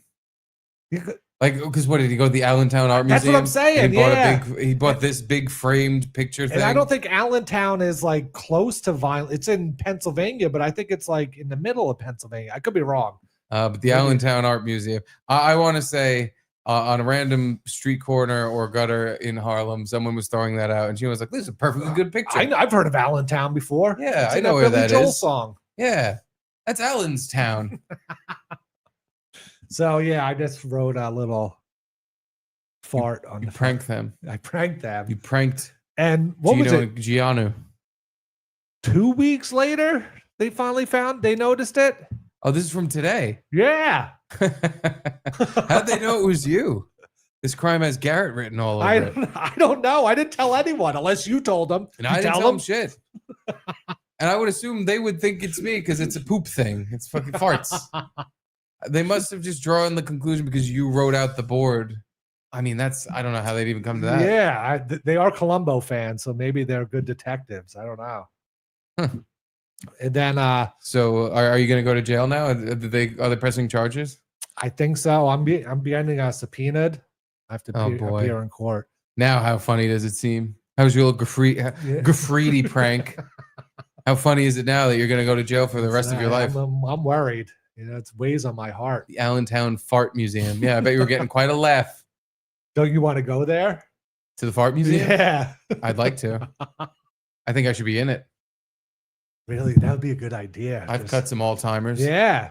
Just have my fart would be in there. Your fart would be in the worst farts of all time wing. It'd be an entire wing dedicated to one sound clip. It's just a giant empty room with a tiny, tiny little tape recorder that you press the button on and it goes, Pert. And it's like, yeah, that was it. That was the worst fart in history. Every fart's a fart. Every fart's a fart. Some farts are the worst that were ever exiting, that have ever exited a butt. Some are real farts. Worst or best? No, worst. You sure? Unworthy of even being called a fart. Have you heard a shorter fart? Never. Never. See? Best. The shortest fart ever. Your fart was the last, underneath your fart is just no noise. Silence. There's silence, then there's your fart, and then every sound that's ever come out of an ass after that. Why the hell can't I find? I have it saved. I know I does. I saved that fucking fart. I had it on my desktop. I can't find it. The board. The hockey. What the fuck? Your fart's Garrett, someone stole your fart. I wonder who deleted it. I think Gino and Keanu, to get us back for what you did to their lovely picture. Wow. What the fuck? I had it labeled worst fart in history, and it was on my desktop. Where the fuck? You see it? No, that's for hockey. Oh. Well, this is ruining my night. Wow. I mean, it's at the end of the board song, or not anymore. Yeah, I sent it. Here it is. Worst fart in history. Where? Oh, I accidentally put it in a folder. There, that'll remedy that. Whoops-a-daisy. Yeah, keep that on your desktop. That needs to be on the desktop for when it comes up. And I can shame you for it. Here we go. Thank goodness. Oh, hold on, everyone.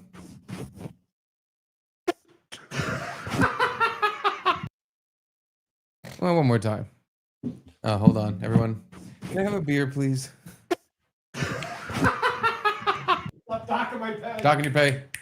$100. Hold on, everyone. Oh, hold on, everyone.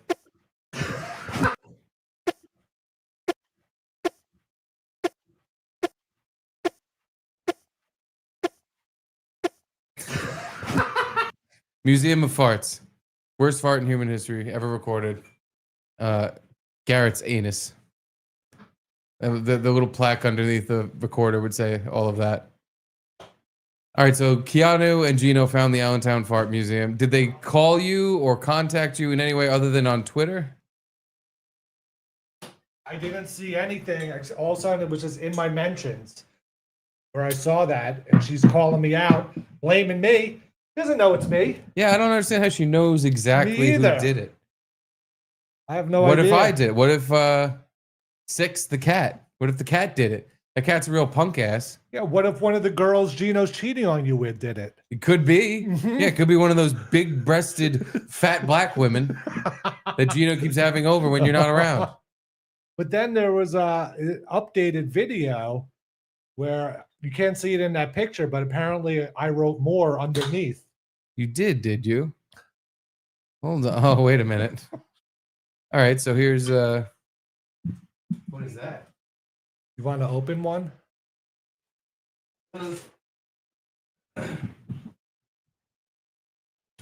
DoorDash delivery. Do not include utensils and condiments. Well, thank you. What is it? Who sent this? Customer name. DoorDash delivery. Customer name's just a bunch of letters and numbers. Hold on a second. What the hell? Who the hell is that? Someone like willingly has your number? Okay, all right.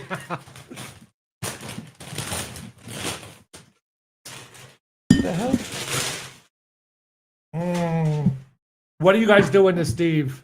Yeah, you guys just love when I get diarrhea. Don't do it. Just throw it out. Let's just throw it out right now. Carvel ice cream cake.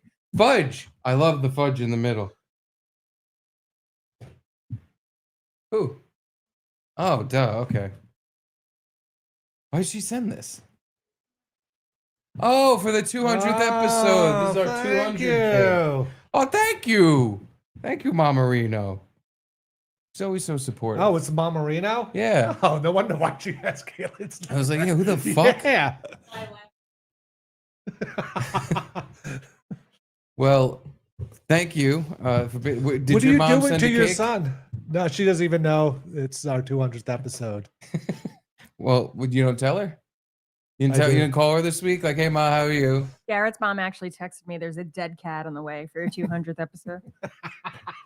Yeah, your mom bought a My Carvel mom cake. doesn't kill cats. She just relocates them far away, Yeah, your away mom- from their loving families. She bought a Carvel cake and then drove it 10 miles out into the woods and dropped it there.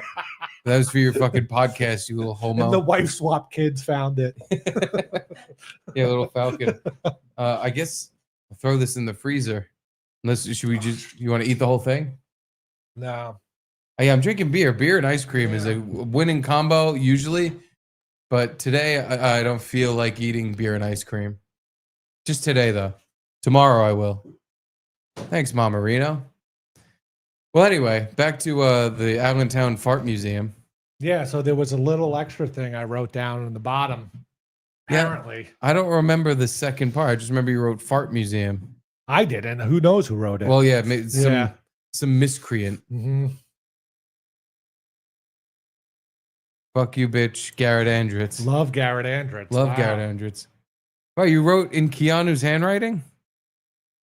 Or is that Gino's handwriting? Maybe Gino's. It might be Gino's because the heart is really girly. So that might actually be Gino's handwriting. Wow. But yeah. Yeah, Now, do you think it's a big mystery? Have to have a Columbo episode just to figure out who did it. I think, like you said, it was one of Gino's many mistresses. Probably. He brings a lot of girls over there. Yeah, tools them out on the Eames chair, and then they get jealous that they're not his main squeeze. Oh God! Yeah. So they write things on the wall. Last time you were there, he was like, "Don't sit on the Eames chair this time. You don't know what happened on there. He's like, you don't want to know. You don't want to know." And then I was like, yeah, you're right. I don't want to know. He's like, I came a bunch of times, and it all landed right on the leather.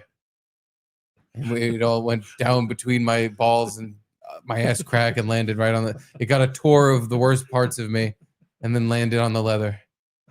And I was like, I didn't want to know, and I won't sit in the chair. He was like, well, you're on the couch. You don't want to know what happened over there either. I was like, did you come and it went through your balls and ass crack and landed on the couch? He's like, yeah, that happened there too. He called it his Wang Chung again. I got my Wang Chung all over there. Yes. He got his hobo goop all over. that apartment's covered in fucking bum goo. His dick cheese. Speaking of dick cheese, he's blowing us off again this week. He is. And not in the fun way where we get our pricks sucked. He's blowing us off as in not being around. Just so he can fuck another fat black lady. In Vegas. He wants to go to Vegas and fuck Lunel. Poor Keanu has to deal with this. I don't know. I guess I thought he was in Vegas already. But then she was home. I saw he was on a boat. I know. I don't know. But now she's home doing the Fart Museum picture. So I'm not sure. But he called me today. And I could have sworn he said, I'm in Vegas. Maybe he's going to Vegas. I don't know. I'm planning the trip. Maybe he went to Vegas. She went home.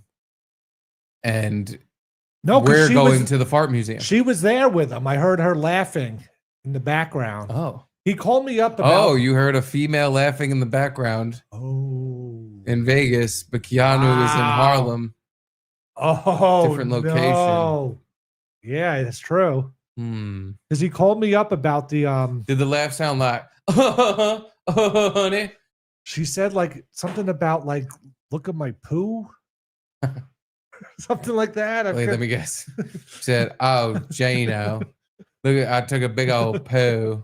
That is what she said, yeah. Gino, I can't flush the toilet. My big poo is choking the toilet.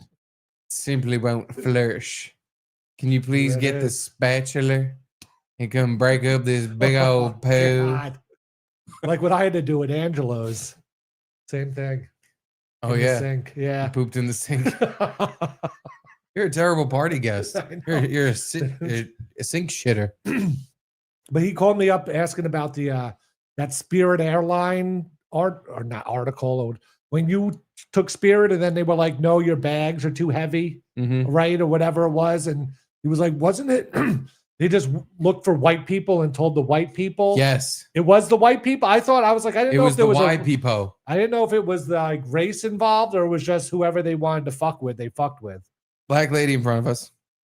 She had a problem too. I think it was just everybody. Yeah, that's what I thought. Spirit was universally shitty to everyone because, yeah, even the black lady in front of us, she had the exact same problem where we prepaid to check our bags. Yeah. And then they were like, all right, they weigh the bag, they do all that shit. And they're like, all right, it's going to cost like $75 a bag. And we were just like, no, we paid that. And they're like, no, you didn't. And they were extremely shitty about it. And it's not like on your Completely ticket or rude. anything? No. It said we prepaid. And they were like, yeah, but you didn't prepay for the whole thing. You only prepaid to prepay. Oh, like you prepay just to say you can. And then once they weigh your bag, then they add more. That's what she's trying to claim. I don't know what it even was because we paid full price like 2 times. Oh, so I don't even know and if the bitch was a bitch. And then she like from the moment we walked up, she was a complete asshole. And then she's asking like, do you have your baby's birth certificate? That's right. You can't get on the flight without the birth certificate. And we were like, that has never happened. We've been on like this like the 4th flight we're going on with this baby. And this is the first time that's ever fucking coming up. Luckily, Caitlin had a copy like on her phone and shit. Oh God. Which has been deleted. In case you were thinking of hacking. Who's gonna hack my birth certificate? But even so, after this fucking fat black treats us like complete shit and demands more money, and we were the first time we ever really were like, we want to speak to the manager because this is stupid. The manager pulls the same shit. It's like, no, you guys have to pay. You didn't pay enough. This was after Gino's wedding, right? Yeah. Yeah. We just wanted to go the fuck home. So after she deals with us, then the fat black deals with the next person on and is just like, hello, how are you today? And we're like, what the fuck? That is not how you acted from the moment we walked up. What the fuck is this? Yeah, it's not You're like nice now? You guys came up with a problem or something. It was you were just trying to board. Yeah. Just normal boarding process. So we thought. And I don't even know if Gino ran into this. I don't know why he called me and asked me. He didn't follow up or anything. I told him I wasn't sure if it was a black or white thing. And he made me adamantly say it was a black and white thing. So I did. Then there was no story about like, yeah, so I went on the plane and she tried to charge me money for blah, blah, blah. Nothing. So I don't even know why he called me and asked me about it. Typical Gino. Typical Gino. He's probably too busy getting blown. That's what he's known for. One of his whores. Getting blown by one of his man whores. Well, anywho, I see you have other news here. I have some news. In my news file, I have that Indian thief that we watched a part of last week. Now you're gonna think it's a man. Wait, is it the guy? The It's not a Indian guy thief, though. Did he steal the rest of this fart? Let's see. Was there supposed to be more? I know it's coming, and I laugh every time. Was this supposed to be more fart, but an Indian man reached into your colon and stole 99% of it? Or we have the script. We need to read the script. Okay. We forgot about it last week. We can't forget about it this Uh-huh. week. We'll get to the Indian thief after we read the script. So what is the backstory? I kind of forget. Okay, so I'm just on the subway. Minding your own business. Minding my own business. Sit down. It's like an empty bench, and there's just this script laying there. I'm like, oh, what is? By the front page, it doesn't even really look like a script, but and then all of a sudden, I flip it through the pages, and it has like lines highlighted, and I guess it was some actor prepping for their audition. I don't know. Let me see that. So this is Low Light by Ali Costa. Mhm. Now, is that like a real thing, or is this something someone made up? I don't know. I hope it's something someone made up. Did you Google it? No, I'm gonna look it up. Low because it's been here. I forgot like the name of it. Light by Ali Costa. Ali Beth Stuckey? No. Costa. Written by Ali Costa, directed by Arnaldo. Blank Page Theater Company. Wow, so it is a play. It's a play. One day ago, posted. Yeah, right? Yeah. Oh, you can go to the show. August 2nd and August 3rd. 312 West in the Tank. 312 West 36th Street. Written by Ali Costa, directed by Arnaldo Galban. Show poster reveal for the next of 4 amazing plays we're bringing to you this year at our 4th annual Summer New Works Festival. We hope to see you there, all caps. Ticket link is in the bio. Website, this year's Summer Festival hosted by The Tank. All right, that's all. That's all the information about Tank Hankerus. Low Light by Ali Costa. Here we go. Barbara Moreno and Giselle Muiz will be Wait, Barbara starring. Moreno. Read the front top right. Barbara Moreno. You found Barbara Moreno's copy. Barbara Moreno. She's not half bad. Get a load of her. Yeah. Damn it. And Giselle Muiz. Now, I thought I read through the script, and I could have sworn it was a guy and a girl, but maybe I'm wrong. And I just think I was going by the names. So how are we going to read this? We have one copy. I know. I guess put it in the middle. I don't know. Put it in your cap. Put it in your cap. All right, if you can read it from there. So I want, because this is our audition. Mhm. I want to work in the tank, much as I'm sure as much as you. Yeah. So let's read our script. Low Light by Ali Costa. Now, what part are you going to play? There's 2 parts. Do you want to be the highlighted or the not highlighted? Let's see. Lions, male, 25 to 35. Female. Anxious but hopeful. Any ethnicity. Garrett, you're any ethnicity. Uh-huh. Rush, female, 25 to 35. Matter of fact, preferably not Caucasian. Well, that'd be me. All right, well, we both have our parts. Uh-huh. People of color strongly encouraged to submit for both roles. Why? Why can't just everyone? Why? Why can't everyone? I don't know. For the role of Lions, the male, an authentic accent representing a country outside of the USA is welcomed, but not required. All right, so you got to do an accent. Okay. Because it doesn't have to be authentic, but it has to be there. You're anxious but hopeful. Your name's Lions. Like, rawr, think rawr. You're anxious but hopeful. And what accent are you going to go for? Jamaican? Hispanic? Wow, that's a good Jamaican accent. You should do that one. All right. So you'll be Jamaican. I'm a matter-of-fact woman who's preferably not Caucasian. Well, I guess I'll go with Barbara, what's her face? Moreno? Yeah. I'm going to be a Hispanic woman. Suggested songs: I'll Be Home for Christmas by the Carpenters, Light in the Hallway by Pentatonics. Note, this version of the script references the holidays. There's also a version which doesn't reference the holidays. If you would prefer that version, email Allie directly. I don't do scripts that have holidays in it. Why? What? I'm a Jehovah Witness, or what other excuse could? I'm a Muslim and it says Christmas. Yeah, you can't say Christmas if you're a Muslim. I'm a different religion, and I don't think everyone should be celebrating that holiday. Maybe we're not all the same. Maybe you should take it out. All right, so scene, or is there more? There's not. That was the whole page.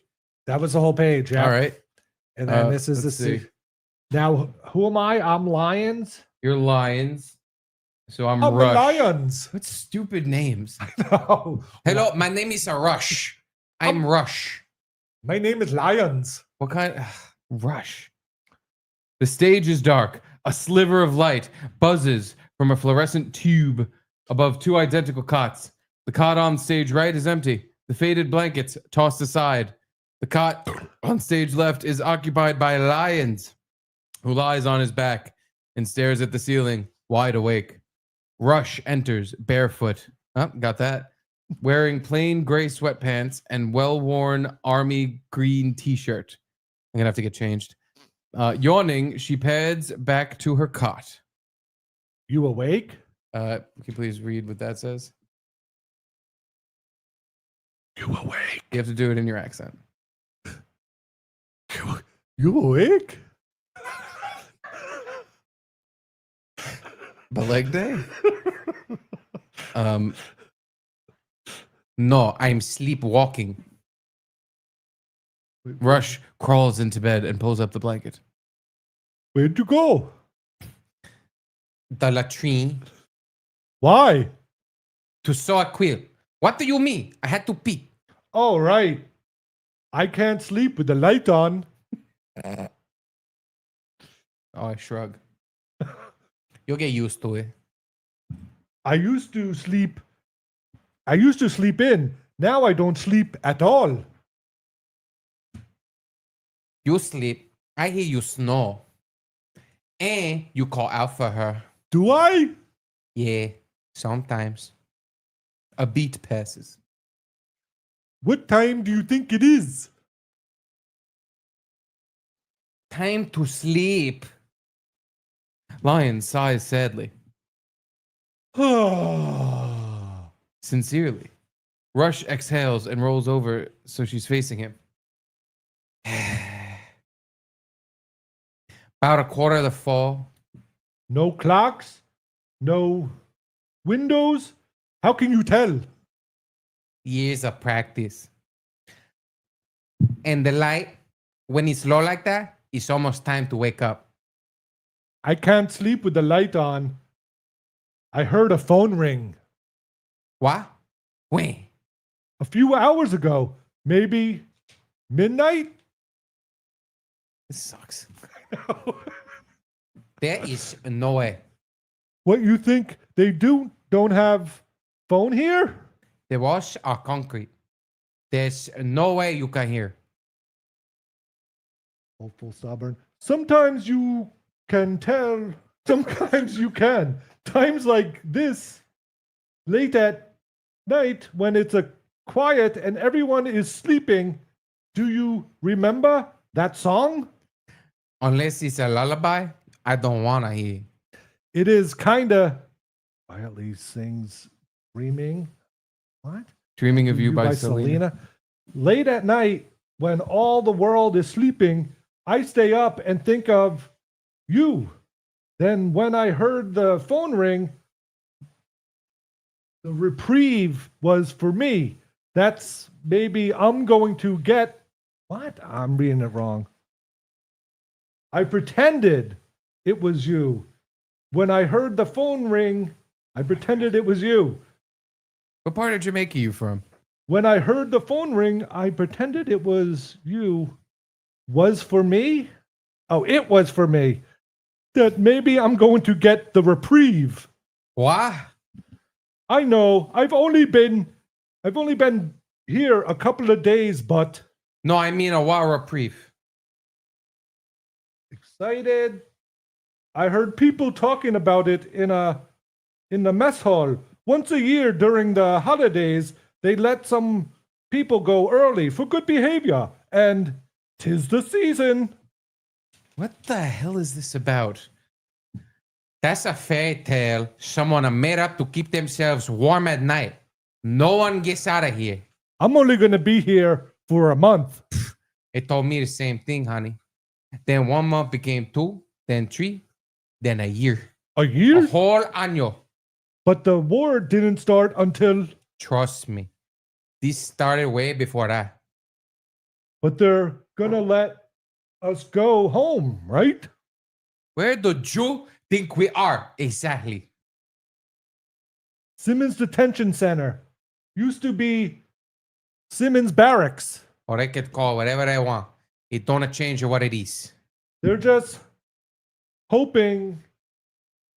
They're just holding us until it's not a prison. They're just holding us? It's not a prison. It's not. It's an internment camp. This script sucks. Is this about immigrants that can't go home? Is this whole thing? Yep. Just about... I think as I'm reading it, I'm figuring it out. Oh, your line. What? Yep. Anyone who was brave enough to speak up against this damn war, and anyone who was at the wrong place at the wrong time with the wrong skin color. No. They said we'd be okay. That if I went with them, they wouldn't hurt me. They wouldn't deport us. I already served my time. I can't. She's waiting. I'm rushing over to you. Here, sit down. Put your feet flat on the floor. That's it. Okay, put your head down. There you go. You're okay. Breathe. As Rush speaks, Lyons follows her suggestions, but surely he regains control of breathing. Good, that's good. You okay? Yeah, thanks. No problem. Tell me about her. Lilibet? Lilibet? What the hell kind of name is a Lilibet? That's her name, right? I think it's like Elizabeth, but... but like a nickname, retarded Spanish person is saying. What's a Lilibet? Lilibet, my light. They said... I can't read it if I shut eyes tightly. I served 2 years in the army. They said that it was all I had to do in order to stay. So I did. I served my time and I came home. A few years later, Lilibet came along, and then it was just the two of us. Pulls a photograph out of his sweats. Sound like Homer Simpson. Look at that smile. That's a good smile. It's a good. Yeah, an up to no good smile. We shared that chuckle, according to the script. You think it's showing yet? Snowing. Oh, snowing? You think it's snowing yet? You mean still? It hasn't stopped since. Not the fallout. Real snow. I promised her I'd be home for the holidays. Maybe you will. Doesn't believe it. Oh. They took her right out of my house, my hands. I begged, but they promised. Say dough. Dough. They separated parents and kids. Not that I'm surprised, but they separated. They put the kids in cages on the alligator Alcatraz. Oh, I don't believe this. They separated immigrants and residents. She was born here. I wasn't. Looking at the photo, she's going to be safe, right? Maybe you should have all stayed where the fuck you came from. That way you wouldn't be having this problem. Lyons wipes his eyes. The director says, that's not the line. I thought they picked me up because I refused to do another tour of duty. I won't fight in this war. I don't support it. Me neither. I serve too. Garrett, you just sound like you're retarded, kind of. No, he's Jamaican. I'm Jamaican. He's a Jamaican immigrant, and Also- I am a Spanish lady. Also, I'm pretty sure one of your lines was late at night when all the world is sleeping, I stay up and think of you, which isn't that a Selena song? Yes. Yeah, that's what they were referencing. Oh. Yeah. You have to say your line. Yeah. I have to stand. Yep. I'm a Spanish woman, and I say yep. Did it to pay for college. Look at where my degree got me. Back in the barracks, in the barrio. As I walk to my cot. Why are you here? I was at the wrong place at the wrong time. They caught me helping people cross the border. That is not the wrong place at the wrong time. That is actively committing a crime. Weren't you sneaking them in? I was sneaking them out. They had family on the other side. Familia. And you? Where's your family? It's just me. Solo mío. I'm sorry. It's okay. It's a better this way. Easier. Almost time to get up. The ceiling light flickers noisily. Oh. They both look up. The light solidifies. Almost time to get up. I better get some sleep while you can. I hope you make it home. You too. They settle into their cots. Lyons lying on his back. Rush curled up on her side. 3 quiet seconds pass. Suddenly, a phone rings.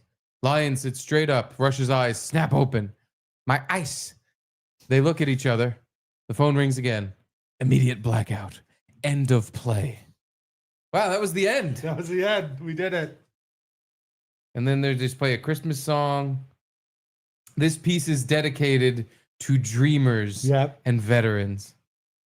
From McGlatchy DC News, July 2017. Some young immigrants protected by the Obama-era Dreamer program who were brought into the U.S. illegally as children and enlisted in the military are worried they'll be deported after indications from the Trump administration that they could be left without legal protection to stay in the country they signed up to fight for. Wow. What an honor. So that's what the play is about? I think that's the whole play. That's the whole thing? No. Right? Oh, I mean, yeah. This is the whole thing. Yeah. Because it's Low Light by Ali Costa, descriptions, the setting, suggested It says songs. end of play. And then end of play. This is a fucking 8, no, not even 8. The first page is nothing. It's a 7-page play.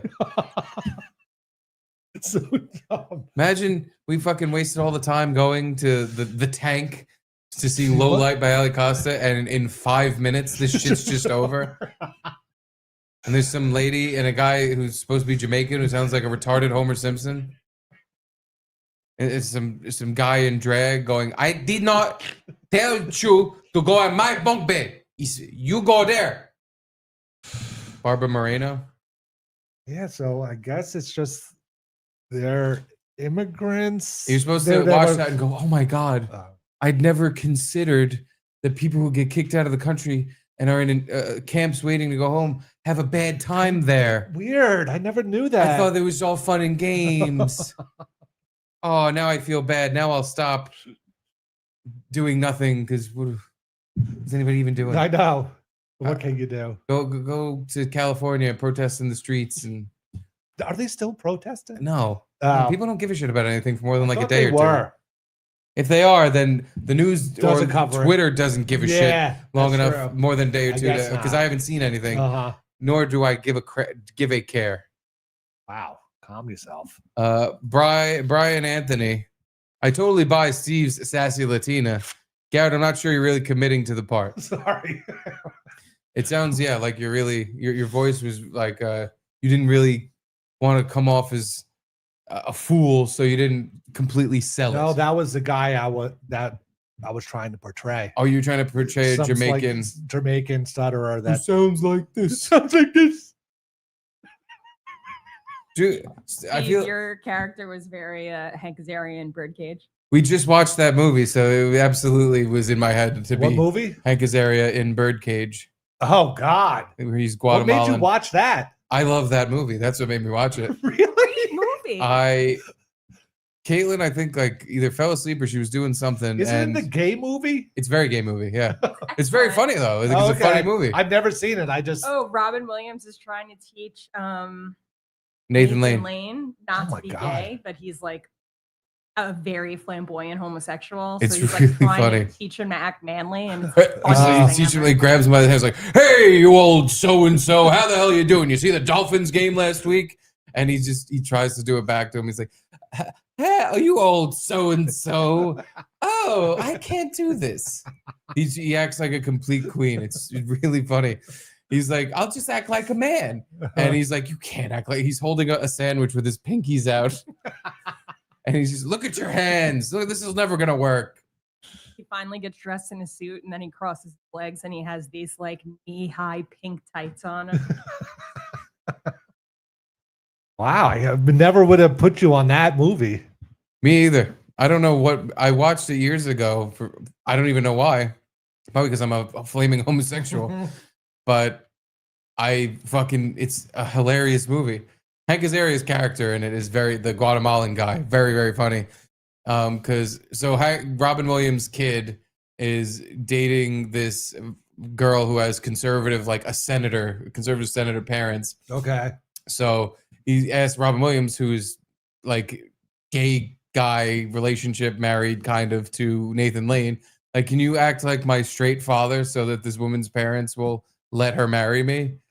And okay. Yeah, that's the premise of the movie. And Hank Azaria is like there. So Nathan Lane and Robin Williams live above a nightclub that they own where they do drag queen shows. And Hank Azaria is like their butler. But he's like, "What? Is Robin Williams gay in the movie?" Yes. Nathan Lane's his butt buddy. Wow. Okay. And Hank Azaria is really, so the kid asked Hank Azaria, like, "Can you please put some shoes on?" And he's like, "No, I don't wear shoes. I do not wear them." And he's like, he screams at him, he's like, "Just put the shoes on. You're fucking this up." And he's like, "Okay, but you asked. I can't walk in shoes. I can't do it. They don't work." And for the rest of the movie, he just has dress shoes on, and he's clumping around and falling over. He looks like he's walking on ice. He's just like, "Oh Jesus!" It's wow, totally gay movie, hysterically. I think the movie's really funny. Why is it called Birdcage? The name of the drag queen club is the Birdcage. Oh, okay. It's based on a French play by Ali Costa. Starring Barbara Moreno and a retarded Homer Simpson Jamaican. What are you talking about? But yeah, I think the French play was called the Birdcage. I don't know why. Huh. It's probably something to do with all the gay sex. Their asses, they're all leaking bird shit, that white and black stuff. But anyway, bravo to us. Thank you. Yeah, where's our roses? I think we deserve some roses for that play we just put on. My roses. That was definitely probably as good a performance you're going to see. Probably. I think the thing that happens at the tank is going to be the same. Did it say when it's playing? August 2nd and 3rd. Oh. So, thank you for my roses. Thank you. Okay. Thank you for my Steven Singer real gold dip roses. Think we can get him to be a sponsor of the show? Maybe. I mean, we're already selling these roses for him. Yeah. I got the purple blue one. Oh boy. Oof. Aging like fine wine. They are right now. This one's not doing great. What's wrong with it? Oh, it's chipping? Oh, geez. But it's, that's a user error. Yeah, I did something wrong just there. Yeah, this one's perfectly fine. That one's perfectly fine. Yeah. That's the Barbie pink. Oh, that's right. Malibu pink. Thank you, Brian Anthony. I agree. Garrett's Jamaican Sorry. needed a little work. Bob Patrice, it's like I'm actually at the theater. Bravo, bravo. Thank you. Thank you, Bob. Thank you. Curtain call. Sorry, I misspelled. That's the worst shit ever. Thank you. Thank you. You want to either be the best or We the don't worst. write the script. No one You cares know, about we the can middle. only do as much as we can with that horrible script. It had nothing to do with my acting. or Our anything. acting choices were superb. Yeah. The way we tackled our characters, there isn't a better version of what that play is going to be. So enjoy. Yeah. Good luck, Barbara Moreno. Yeah, Barb. Push-ups 2345. I still have a copy of MGA's play you can perform, or we can preform. You do? Send it over. Yeah. Maybe we could have him on and have him watch our play. Maybe, yeah. And see if we'll get Garrett and Steve show at gmail.com. And we'll get his rating. Bob Fana Patrice, call Gino gay and ask him if he's ever been vaxxed. If he has been vaxxed. Jeez. It's just a fun question to ask Gino. All right. You want to call him or I'll call him? Whatever. You got him? Yes. Okay. Here you go. And we could ask him about the Spirit Airline thing too.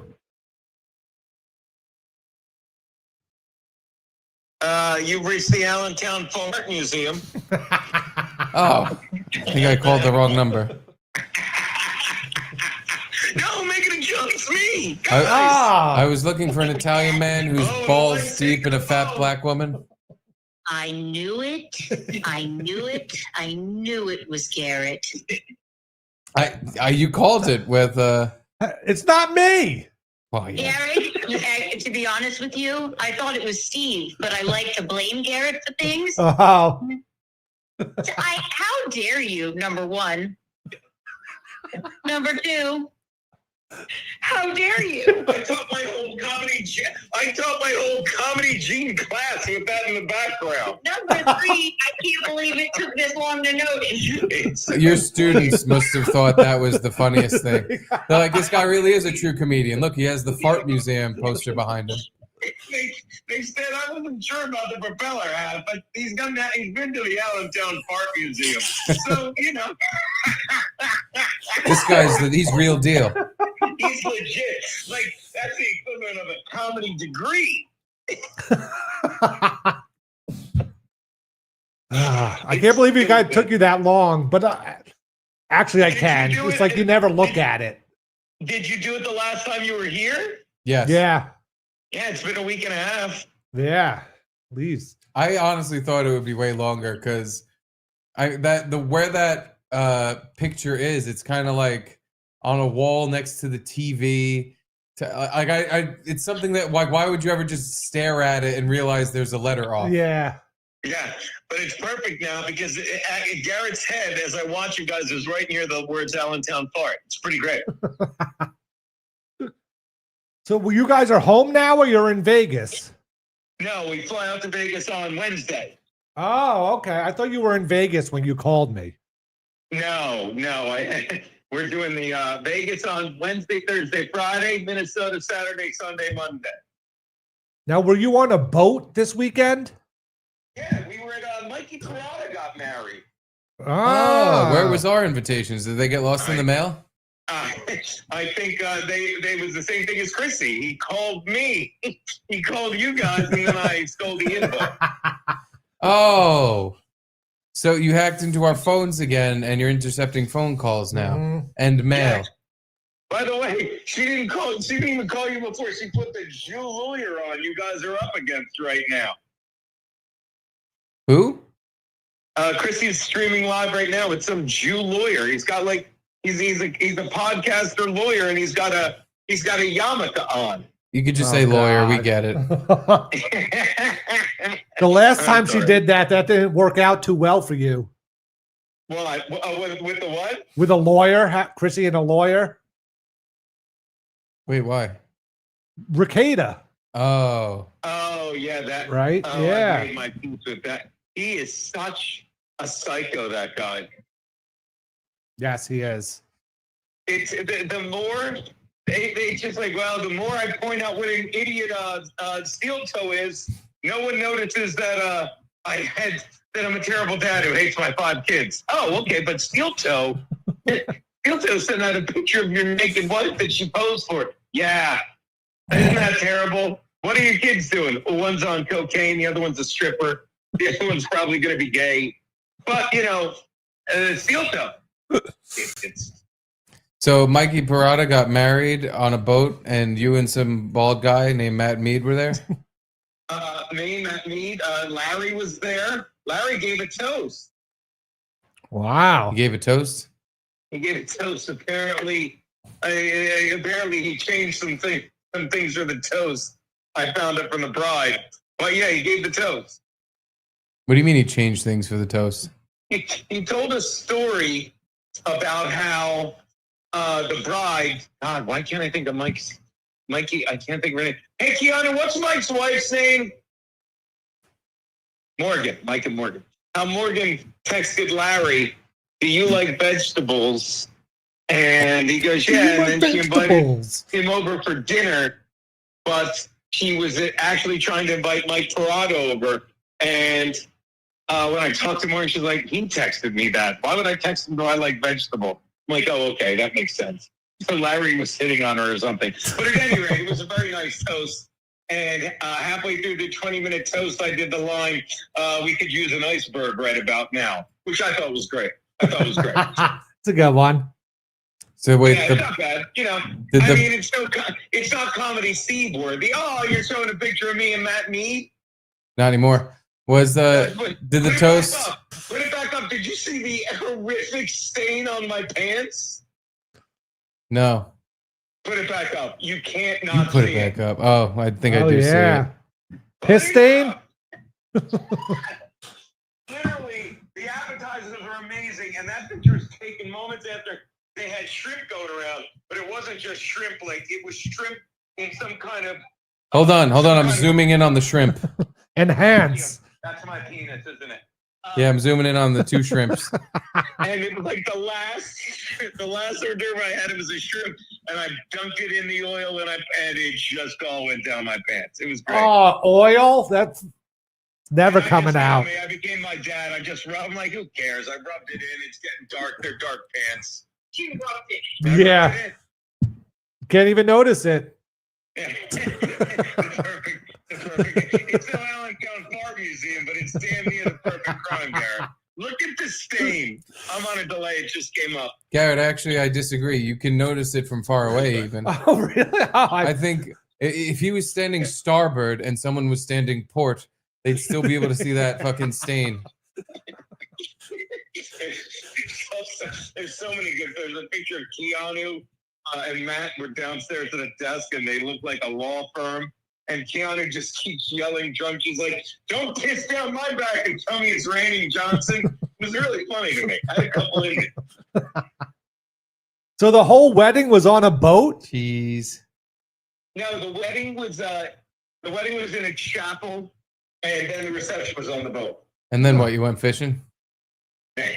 Yeah, and then for compliments, then I went back to the hotel and passed out.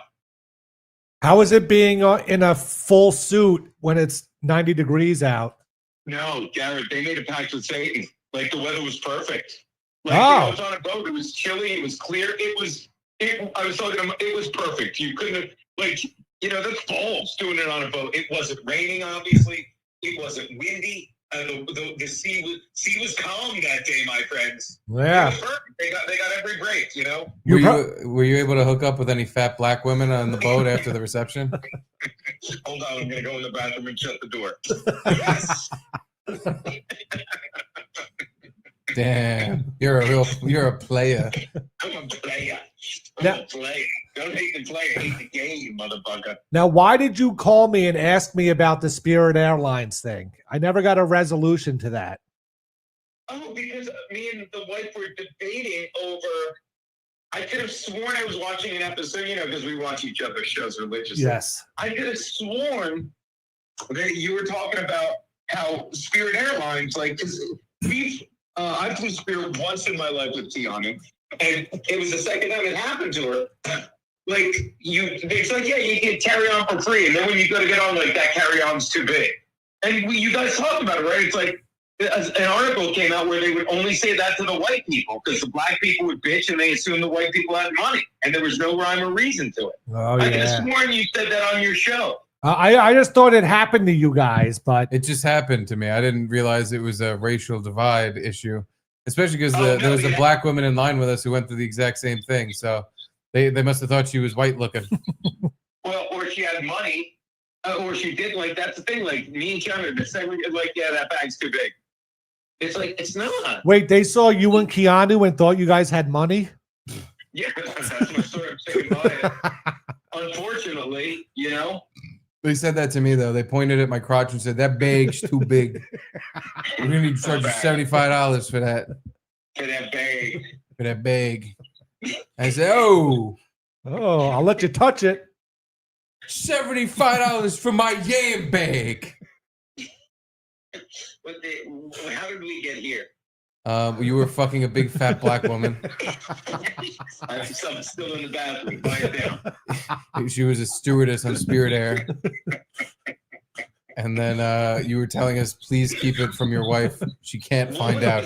What was the script that you were doing? It's called Low Light. By Ali Costa. It's a New York City play. Garrett found it on the subway. Yeah. Did you read push-ups? He's like, because I had Michael Gavin Ali's if you want to do that Yeah, one. we told him to send it over. Send it. Michael Gavin Ali's porn script. Oh, I wish it's a porn script. Porn play. Everything guy does is porn. Remember the time you said, didn't you get thrown out by a porn star? And I think you were bullshitting. He goes, yeah, but she was being a bitch. That happened on our show. Was it that he got thrown out by a porn star, or didn't he get thrown out of an entire porn convention? Yeah. He got thrown out of the whole thing. I'll say it again. We said every day this is going to last forever. It should have. But we should have hired Michael Gavin Ali to talk about his experiences at the porn con. I'm bored. I'm bored of this.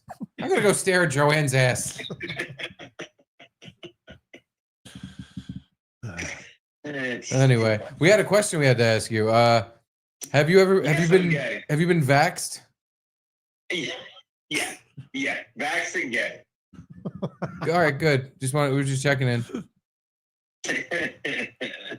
All right. I guess I won't see you Thursday. Stop being like, we'll call, we'll chat. No. Won't. Bet you won't. Yeah. I'll keep calling you. I will. You'll be too busy smoking Newports after you're done dumping loads in an FBW. It's my students. It's Comedy Gene's graduation ceremony. I get to watch the kids put on a play. That's awesome. Can you record it? No, I did a bunch of different scripts. There's one or two I would record. I think they were really funny, by the way, for what they were. Not interested in that. But if there's some that are really, really bad, you should record them and send them over. Yeah. I'm sure they're all really bad. I promise. They were really funny. They're a good bunch of kids.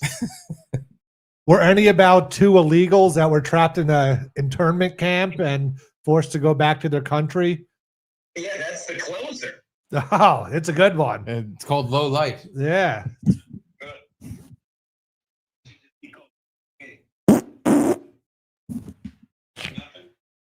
Sorry, Steve was farting. Dude, it belongs in a museum. I know just the place. Where did you get the Allentown Fart Museum?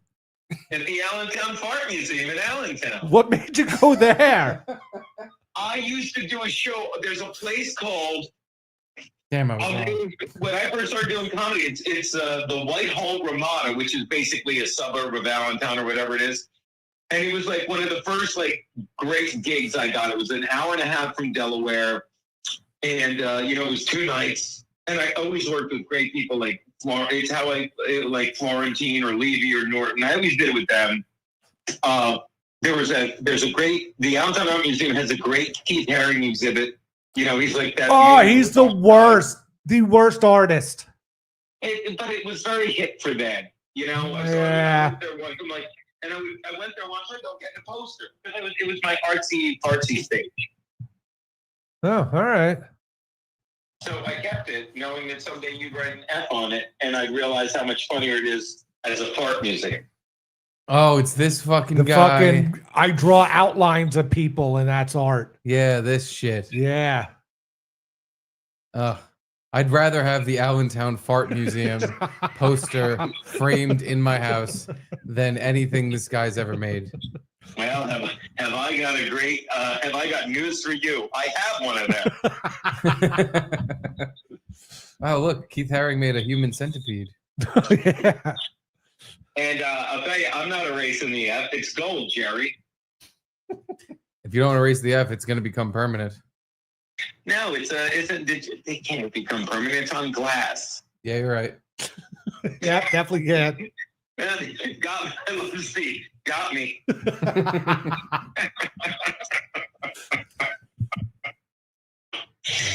All right, can you call me gay? My wife's streaming and I want to leave the bathroom. You're gay. Later. Gay. Well, anywho, what is this a picture of? Just me at the horse. Oh, I went to the horse track on Friday. Oh, that's right. Yeah. Yeah, you say you did nothing all weekend, and you're at the horse track. Went to the horse track, and I went upstate Saturday into Sunday. So, I mean, I was busy. You went to Saratoga? No, Monmouth Park. Oh, that's right. Yeah. It was a good time. Any trifectas, perfectas? I hit a double exacta box. Nice. I won, I think, some other race too. I picked the winner. And no, that was it. The fucking people that hang out at the horse track, man. I really wish I had a GoPro on. Degenerates, right?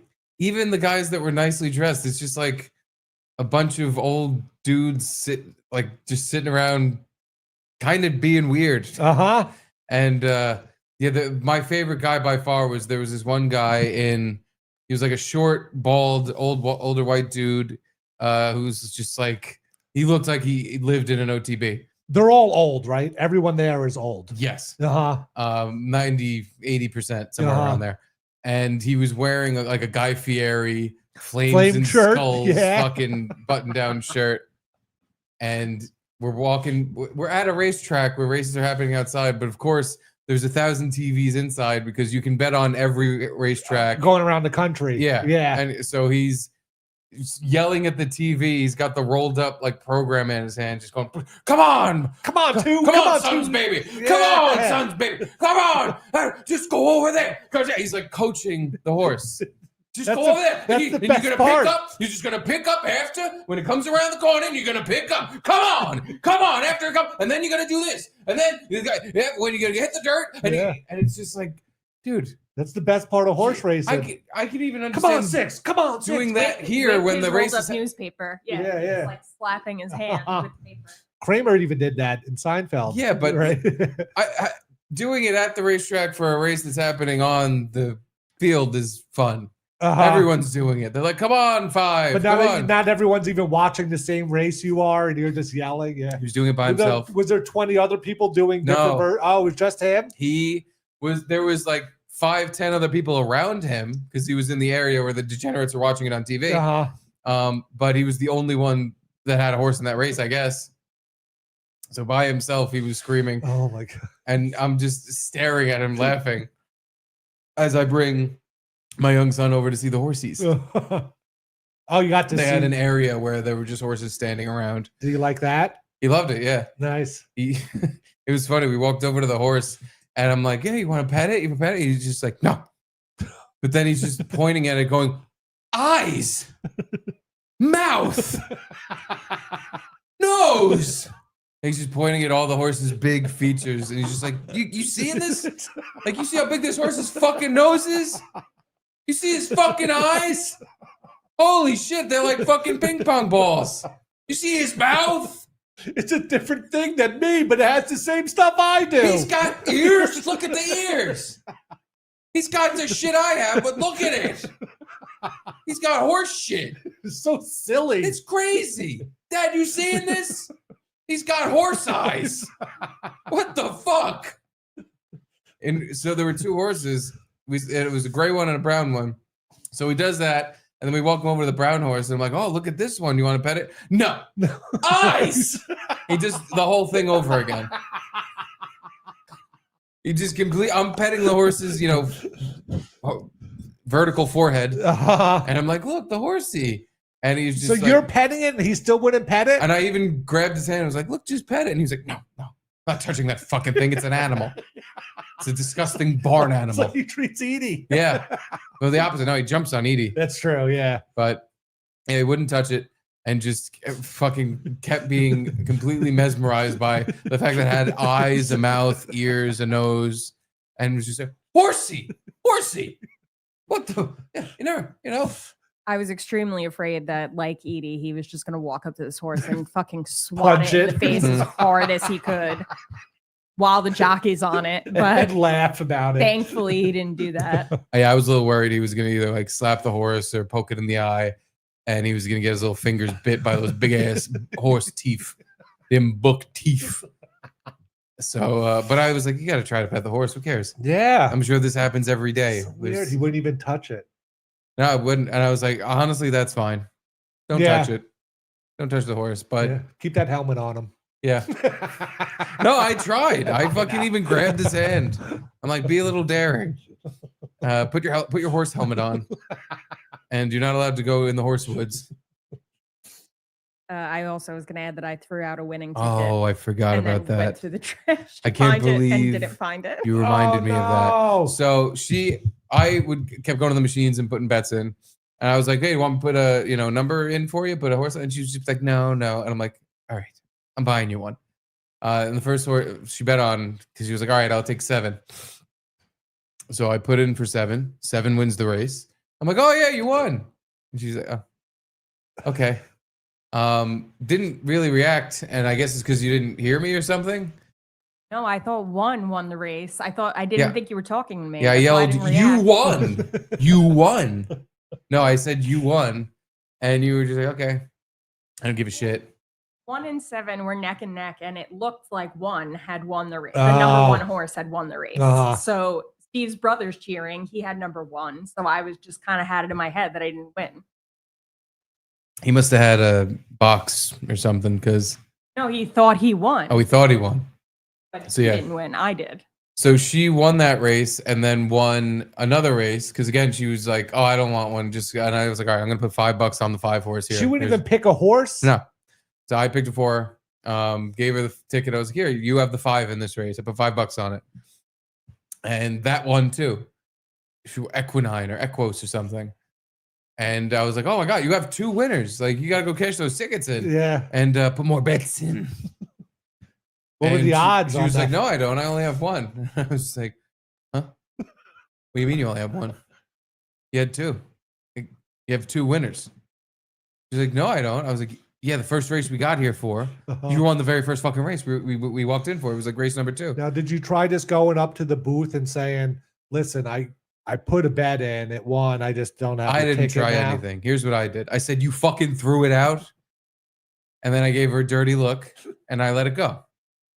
Sounds like it. I did. Once she just said she threw it out, I was like, "Well, you fucking threw it out." And I was like, "Whatever." And then it turns out she went and started rooting through the trash because I guess my response was mean or something. And she was like, "Oh, he's pissed off at me. I better go fucking get that ticket out of the trash." But it probably was like $150. It was probably like $1 million. It was the $1 million winner.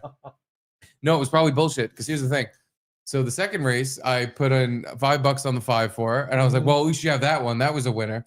Let's go see." I don't remember. I don't remember even looking at what the odds were. I just picked numbers. I didn't even give a shit. Yeah, probably won some good money.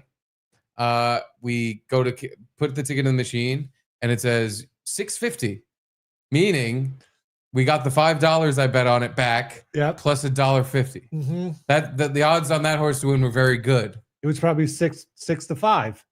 Yeah, I should have looked. Yeah, but then again, if I he's the favorite, that's why you picked him. If I looked, I wouldn't have picked it because I'm like, we're not gonna win anything, and we would have lost. What do you think the odds were on the one she threw out? Probably like a 600 to 1. Oh man, big winner. You really blew it. She fucking blew it.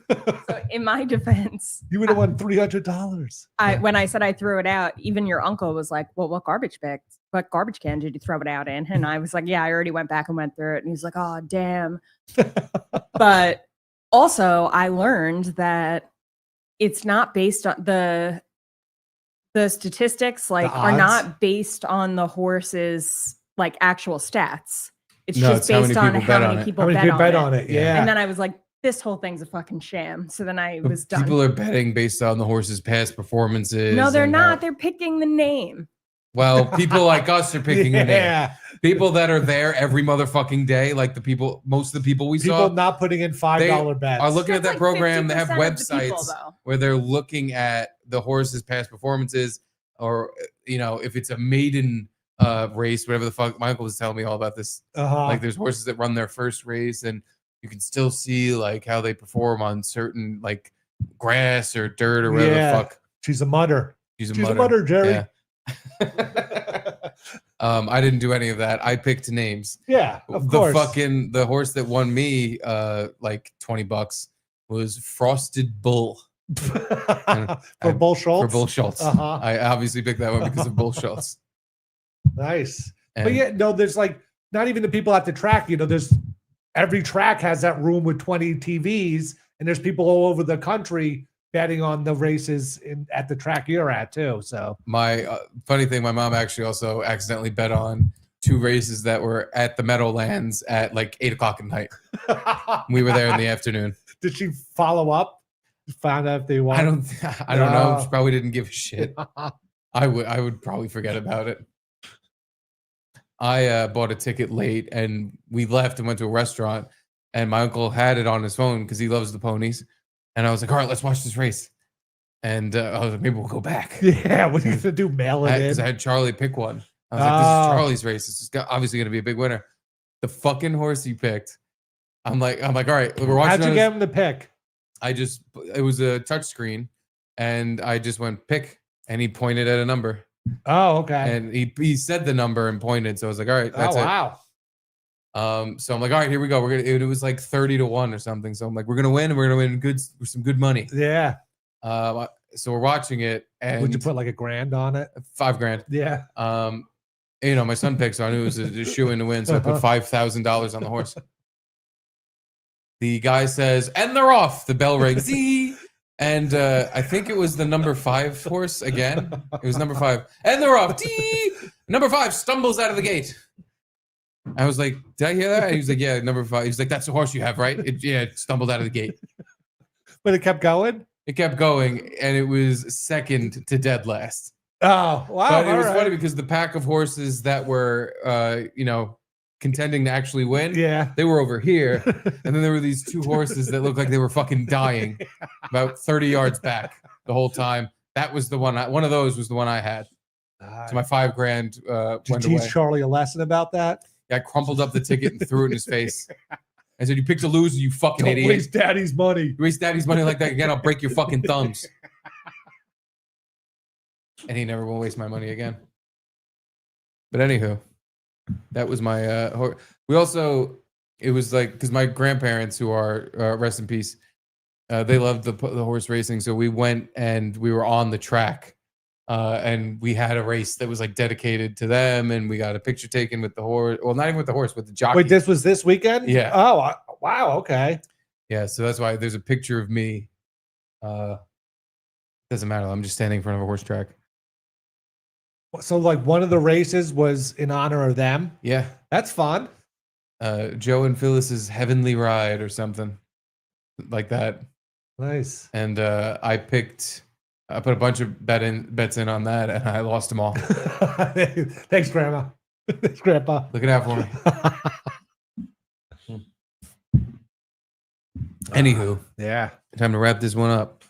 Ben Suanaga, will we ever get that Steve toast to Mrs. Andritz? No, the footage has been deleted and burned. Mm-hmm.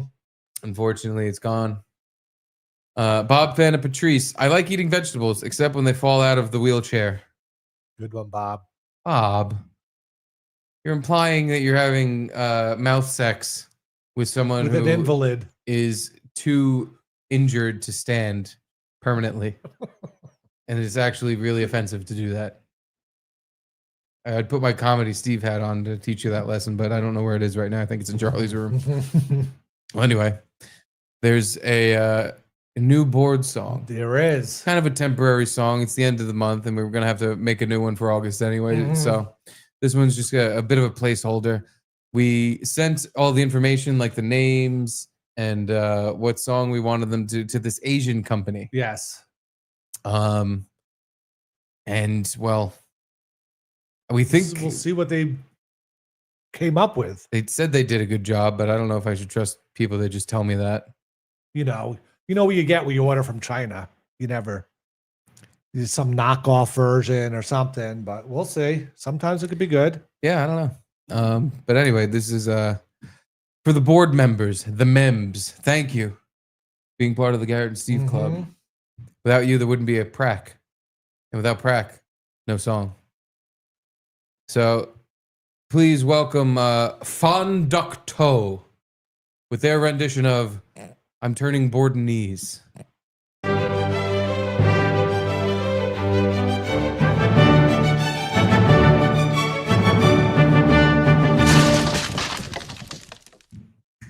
Welcome to a Garrett and Steve Club commemorative prep. You are on Starts off pretty good.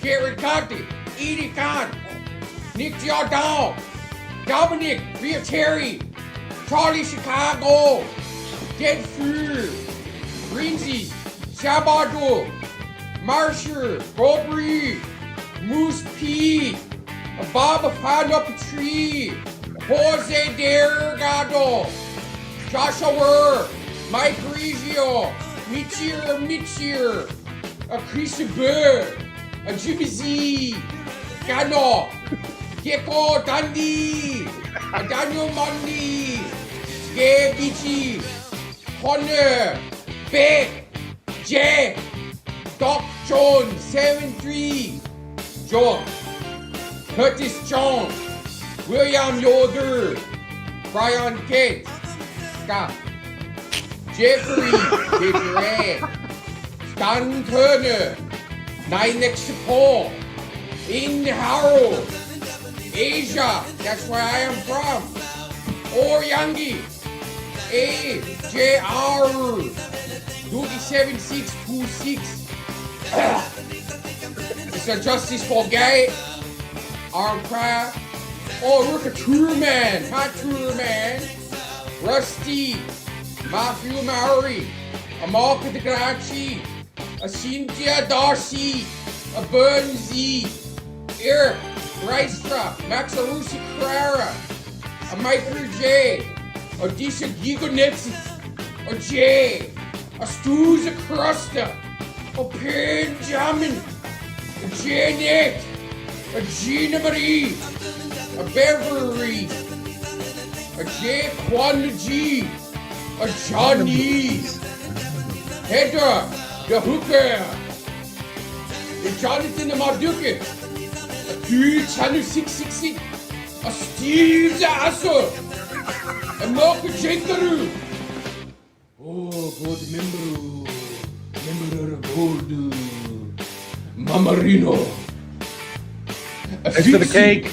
A Jeremy M. Stock, a Matt Fugate, a Matthew Maris, a Bubton, J. Thomas, a Five Fan Photoshop, Rock Bin Dodgy, Andrew, Larry Frazier, and the Vinny Cash, that's a Prac, Ron Prac, that's my ass.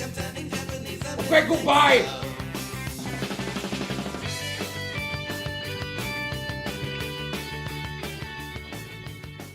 Wow, they did a pretty good job.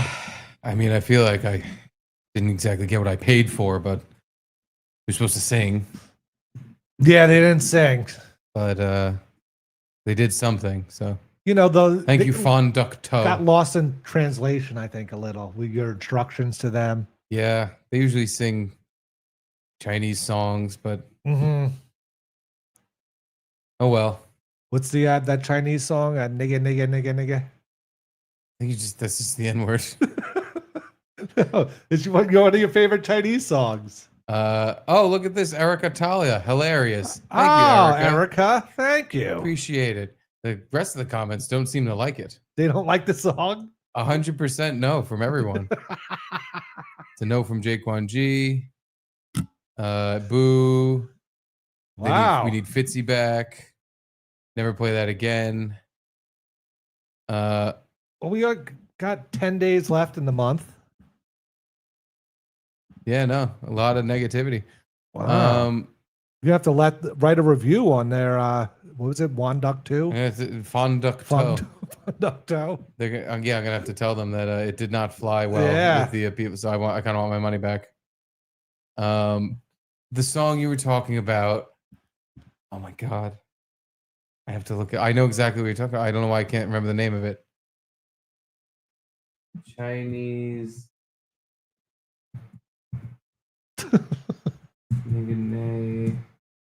Oh, that's right, nigga, nay, nay.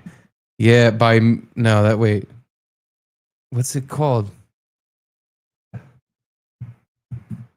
Maybe it's not Chinese. Another Asian thing. Here it is. Hold on. Yeah, we tried to get the guy who made this song to do our before presenting remove other media. What? How about I remove everything? Yes. Share screen. This is the song you're talking about.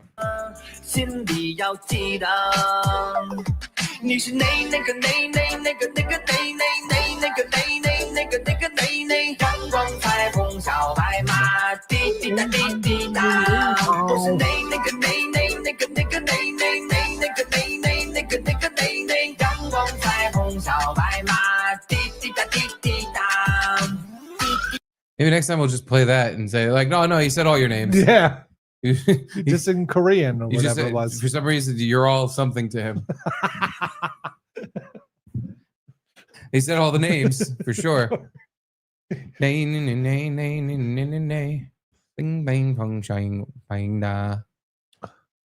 Oh, and let's end on this. Our good friend and confidant, Mike Bocchetti.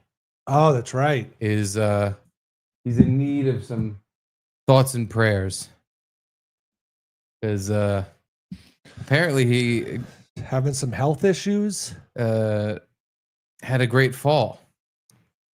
God, he retweeted a lot of people that gave him well wishes. I am going to have to scroll a lot. God, these are all just retweets of people saying, feel better. Found it. There we Okay. go. Our poor best buddy, Mike Bocchetti. Bad day yesterday. Been doing physical therapy for months. Hate a bed, fall, am in the hospital. Not in pain anymore. Just can't get out of bed, stand up or walk. We'll be starting physical therapy and exercise. Can't wait to be up and about. I love all of you. Love you all. For a guy in hospital bed, he looks pretty good. Yeah. He's got nice beard. Cool beard. Uh-huh. He's embracing the gray. But yeah, he had a bad fall. And he's needs our thoughts and Poor prayers. Mike. Yeah. Go over to Mike's Twitter at Bashetti. If you want a free retweet. Bashetti is 2 C's and 2 T's. And yeah, if you want him to retweet you, just give him some well wishes. And tell him you feel bad that he doesn't feel so good. Say, Mike, I heard you not feeling so good. You think he fell off the back of a golf cart? It hurts. I can't. No, I think he was doing some heavy duty calisthenics. Yeah. He was doing burpees. When's the last time? After he ate a sandwich. Midnights when Mike is over with, right? Well, how can it happen now? The guy's in traction. I don't know exactly what the injury is, but he's laying down, so his back probably hurts. Yeah, I don't know. Good for him.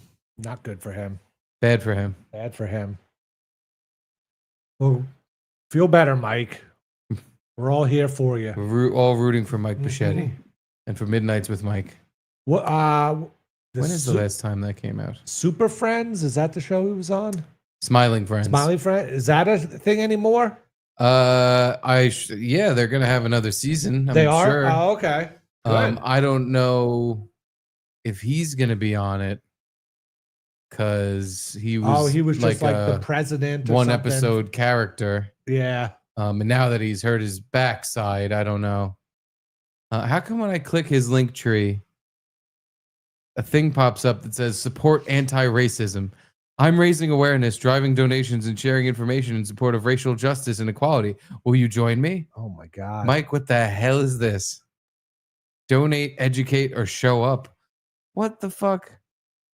What the fuck is all this? This almost seems like the site put it on here for you, or Linktree? I don't know what that was. Oh, I wanted to go. Can you click it again? I want to see what's on Mike's Amazon wish list. Yes. Oh, the site can't be reached. Mike's Amazon page. It's not his wish list. It's his Amazon page where he puts things out. Oh, like his book? I guess. Hold on. Here's Mike's Amazon. Oh, no, wait. I guess these are things he wants people to buy. He would like a Gumby t-shirt, a Mr. Bill mug, a Dilbert mug, a Vikings mug, t-shirt. What's he going to do with all these mugs? Drink milkshakes out of them. Oscar Mayer Wiener. All right, I might buy him the Oscar Mayer Wiener mobile. What is this? He wants Oscar Mayer merch. It's a fucking $57 wiener. What? Right, maybe I won't buy that. I'll get him the monster Oh, truck. it's from 1990. It's like $25 monster truck. Yeah. He wants an Oscar the Grouch hoodie. What? What is that costume? A children's duck robe and slippers. I wonder if he knows it's a children's size. He wants a pink piano. What the fuck is all this? This is what he wants? America's favorite. These are just like random items. Vikings. They really are. I don't even know if this is like his shit. Because like he wants a Curious George Curious George Royal Monkey book. Maybe he does. What is this video? Go to my Amazon shop, amazon.com/shop/Mike Bocchetti. All right. I think we're there. Yeah. I don't see any action figures though. What's the video of his face say? Everybody likes to go shopping, right? But it could be a real pain in the butt at times. Gas prices, kids screaming in the car, pushy salespeople. Good point. Go there and you think about buying one thing, but get impulsive and have 25 in your basket. Well, put an end to that right now and go to my Amazon shop, amazon.com/shop/Mike Bocchetti. That's right. I'm an influencer of Amazon. Oh, really? Where do you get all that stuff? I don't know. That's right. I'm an influencer for Amazon now. I have everything from steampunk, man caves, Hummel figurines, vintage toys, jackets, That's clothes. the Wienermobile. You name it, I got it. You know me, I'm the king of diversity. So go to amazon.com/shop/Mike, M-I-K-E, Bashetti, Bocchetti. You'll be glad you did. Okay. That makes more sense. If we buy an item from his shop here, he'll get some sort of credit. Yeah. All right. What about this funny office beach chair thing? Yeah, This item may be now I unavailable. don't even know. Does he even have these things, or he just like is a referral link? No, he does not have these things. Yes. Like, or you get a pair of worn Mike Bashetti slippers or something? No. I think what's happening is since we're on Amazon.com/Mike Bashetti shop or whatever, if we buy through here, then he'll get a percentage. He'll probably get like Amazon credit. Yeah. Like if I buy that $70 hot dog thing, he'll get like $5 to spend on Amazon. Oh, all right. I would guess that's because Amazon doesn't just give away money. No. Probably is just, but they sell a hot dog monster truck. I'll buy that for Charlie. Mike will get a cut of that. Way to go, Mike. Basically, I'll be donating 50 cents to Mike for him to get back on his feet. Anyway, stay strong, brother, Michael. Mm-hmm. He He always has health problems. I know. Especially every time we ask him to come on. Yeah. Usually when his health problems kick in, but he doesn't usually have a picture of himself in a hospital gown laying down. He should keep that though for every time he wants to get out of things. He should, right? He should just put the hospital gown on. Well, anywho, that's the show. All right. Thank you, guys. Thank you all for watching. Thank you, Matt Fugate. And yes, thank you, Matt Fugate, for the 200th episode bonus cache. And thank you, Mom Marino, for the cake. For the cake grease. Mm-hmm. And thank you all for bearing with us while we get a real plaque song ready for August. While Michael Jamal Warner dies. Yeah. And Robbie Pardlo. Oh, yeah. We never even got the info why he died. He died. I told you he did KYS. Oh, shit. Now With family around. He was Friends and supposed to family sing our around. song, and he figured out, where his life is at, and he took his own life. So we'll have to get someone else and not Fonducto to do our board song. We'll be back tomorrow. See you guys later. Love you. Love you. Bye.